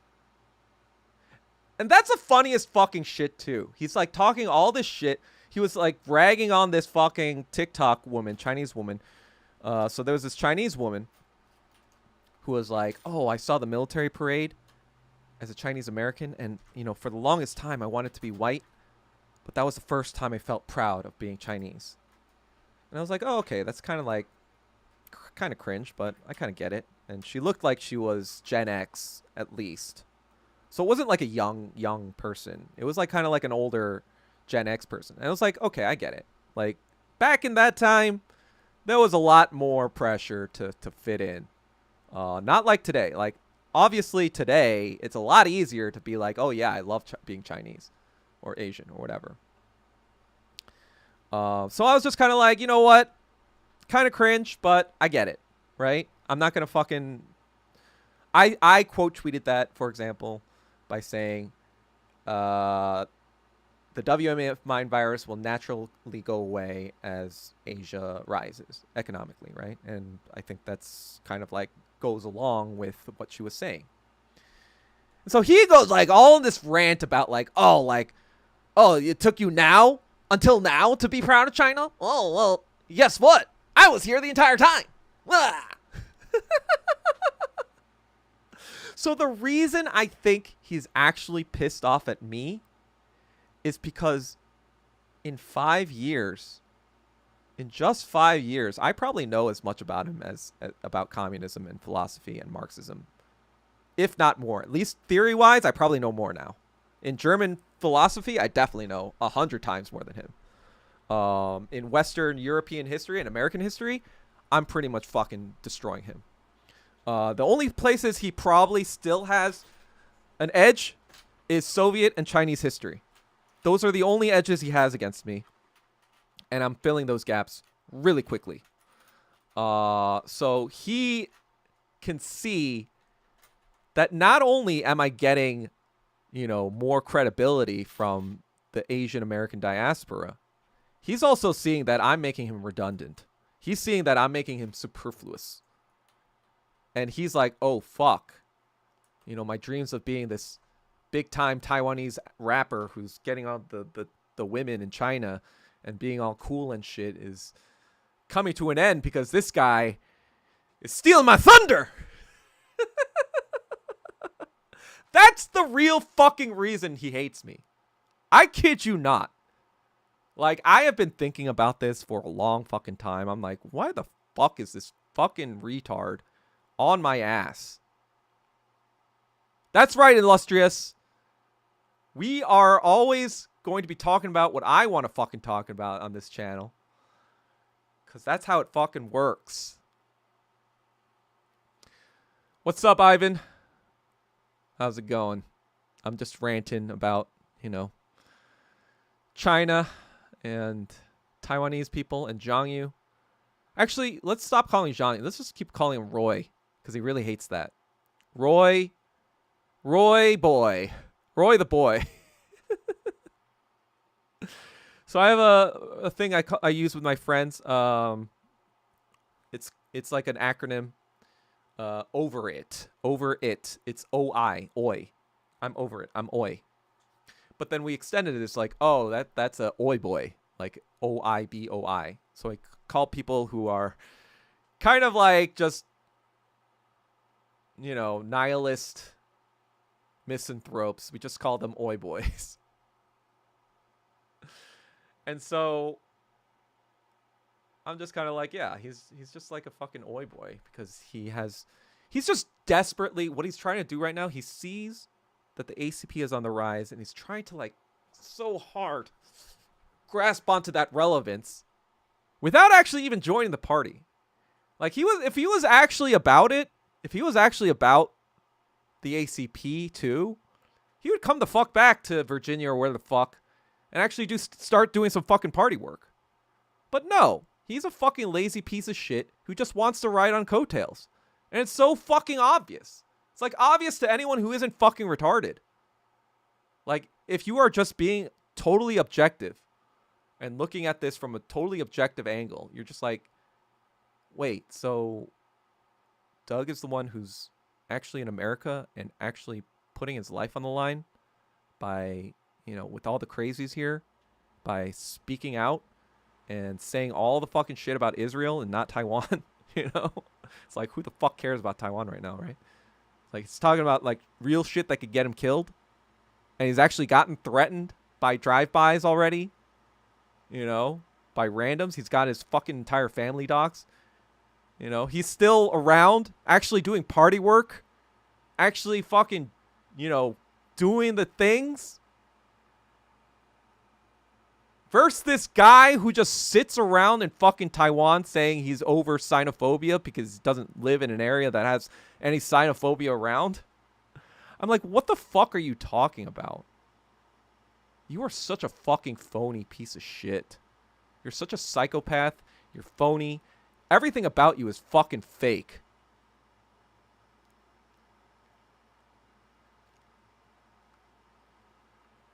But yeah. You know what? Somebody should clip that entire thing and upload it because I think that was a masterpiece. That was a masterclass. Exactly. I don't even go to Arcadia and Illustrious Media. I don't even fucking go there unless there's a Chinese movie playing.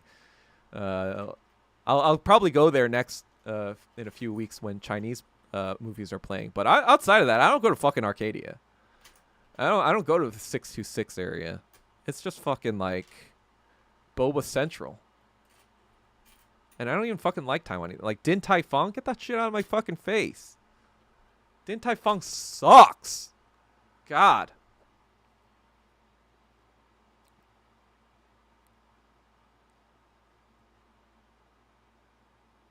Like I don't understand the obsession with Taiwanese culture either. Or like boba. Boba's like fucking gross. Yeah, so that's why Andrew I said like the only reason I go to the SGV is to watch Chinese films. Yeah, Din Tai Fung is so overrated. I don't know who the fuck said that was good shit. That shit is not good. Like fucking you know, there's better shit. Like Hot Pot is so much better than fucking Din Tai Fung. They've got a good Heidi Lao in the, you know. I haven't gone there in a while, actually. I should go back. But they got a Heidi Lao. I actually went to Heidi Lao with Zhang Yu once, funnily enough. I think I actually was the one that suggested it because he asked me, like, oh, what's good around here that's Chinese? I don't know. Maybe I'm remaking that up in my mind. I'm sure he'll say that I'm lying and that he came up with himself. But yeah, compared to like actual dim sum places, like Hong Kong, like legit Hong Kong dim sum places, Taiwan, like Din Tai Fung sucks. That's right, D Wallace. I got a lot of shit to say. What the fuck? My boyfriend's. Who the fuck is this? Oh God. All right. We got another bot. We got another Mossad bot in here that I need to remove. All right, he was gone. Mossad is back again. Exactly. I'm getting Mossaded. I'm getting Mossad bots all over my fucking streams. That's what I'm saying. Like, who's more at risk? Who benefits, right? That's the point of the stream, right? Who benefits? Me? In America? Getting all this shit for my views? And, you know, like, you know, getting doxxed and... Oh, what the fuck is this fucking bullshit?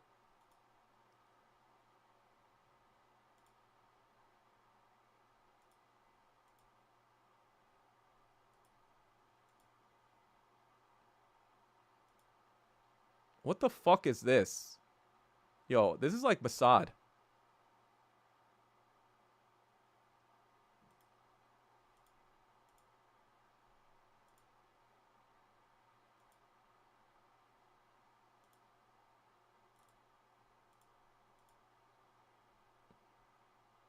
Yo, what the fuck is this bullshit?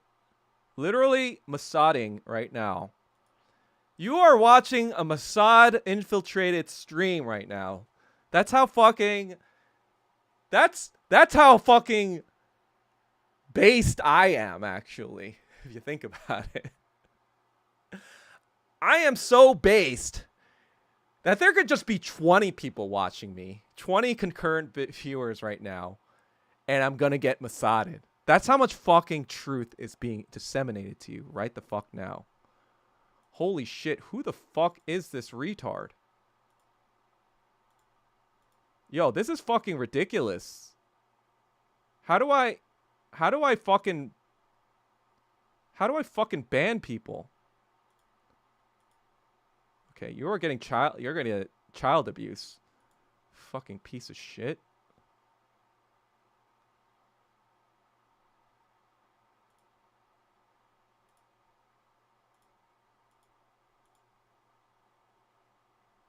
Yo, what the fuck?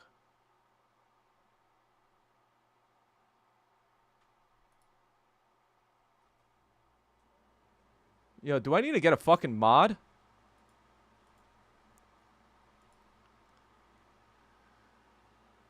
Bruh, what the fuck? What the fuck is this Turret Destroy fucking nonsense? Get the fuck out of here. Fucking Zionist pieces of shit. Oh, God. This is what I have to deal with. I got fucking I've got fucking everyone hates me in America, right? Everyone hates the ACP.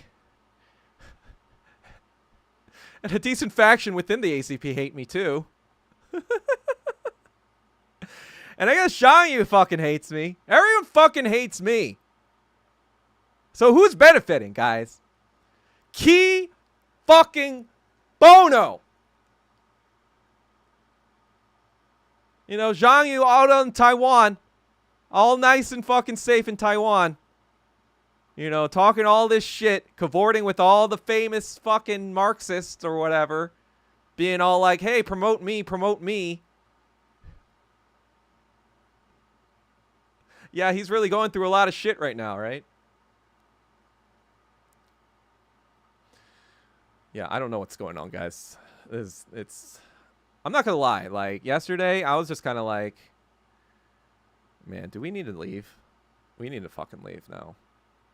It's over. You know? I don't really have time for any screenwriting, to be honest, Illustrious. I am working on a potential movie, but I would probably just be producing on that. I wouldn't be really writing, though I will give notes or whatever. That probably won't happen this year, though. And I'm just I am writing content for my documentaries, or rather, I'm doing more research. Jesus Christ, who the fuck is this?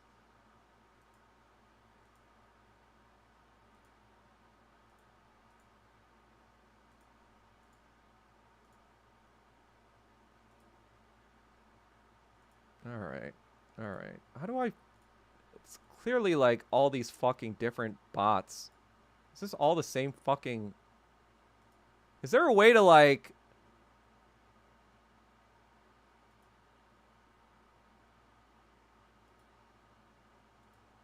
Alright, this is fucking ridiculous.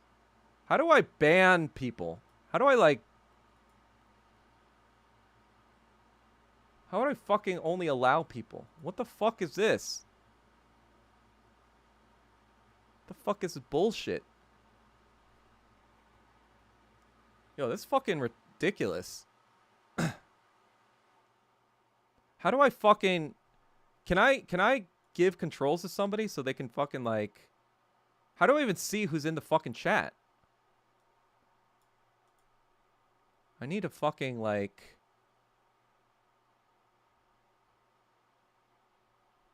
How do I... Oh, yeah. Whenever you do watch these streams, can you guys remember to like? You know, just to... I'll probably like do that with the check-in SARS. Just like it, you know. It'll help it in the algorithm. But maybe don't like it, actually, because maybe I don't want the algorithm to spread me to these fucking crazy Mossad agents. God damn. 3 dots participants. Dude, I thought I got rid of this fuck. How do I fucking get rid of him?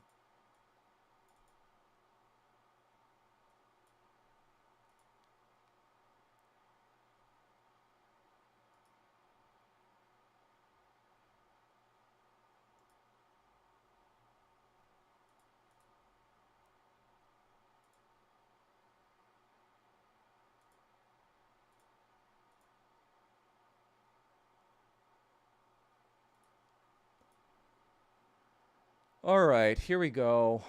I'm going to have to do some content moderation right now.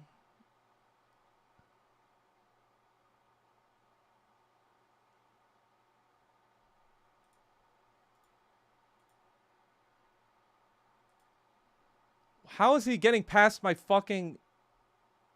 I'm not sure. How is he... I'm banning him for 24 hours, but that's not fucking working. User management. Yeah, he's using all these fucking alts. Look at this shit. He's got like 3 alts that I've banned so far.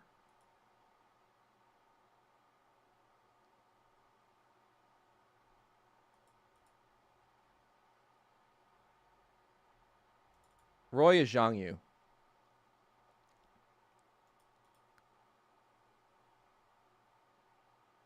Bro, this is kind of crazy. Who the fuck is this into my shit to, like, fucking harass me like that? Like, I don't even think Roy would be doing this shit.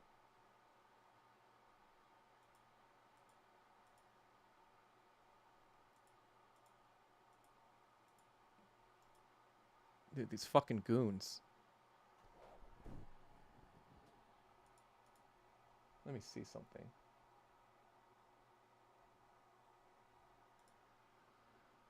Oh, man.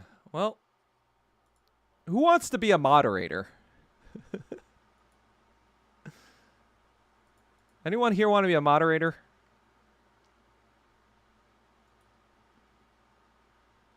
Or who's here pretty much every time? I'll figure that out later. Jesus, who the fuck is this fucking dick? God, there's another turret destroyer in here right now.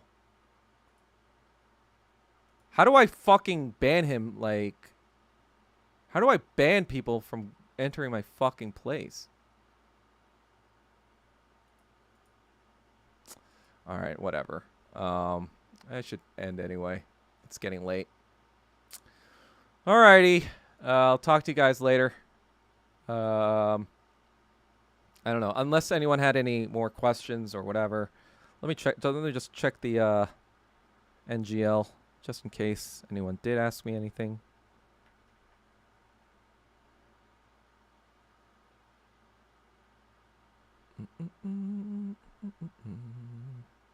Okay. Nobody asked anything, so I'm going to end the stream. All right. I'll see you guys on Sunday. I haven't played any Metal Gear just because kind of like really got shell shocked from the last time because of my fucking migraines. I gotta kind of like mentally prepare myself for that, but I'm gonna hopefully try to start that soonish. Maybe not this week or next week. Just kind of like have to reset a little bit. All right, this guy, I don't know what the fuck. Actually, I need a report first.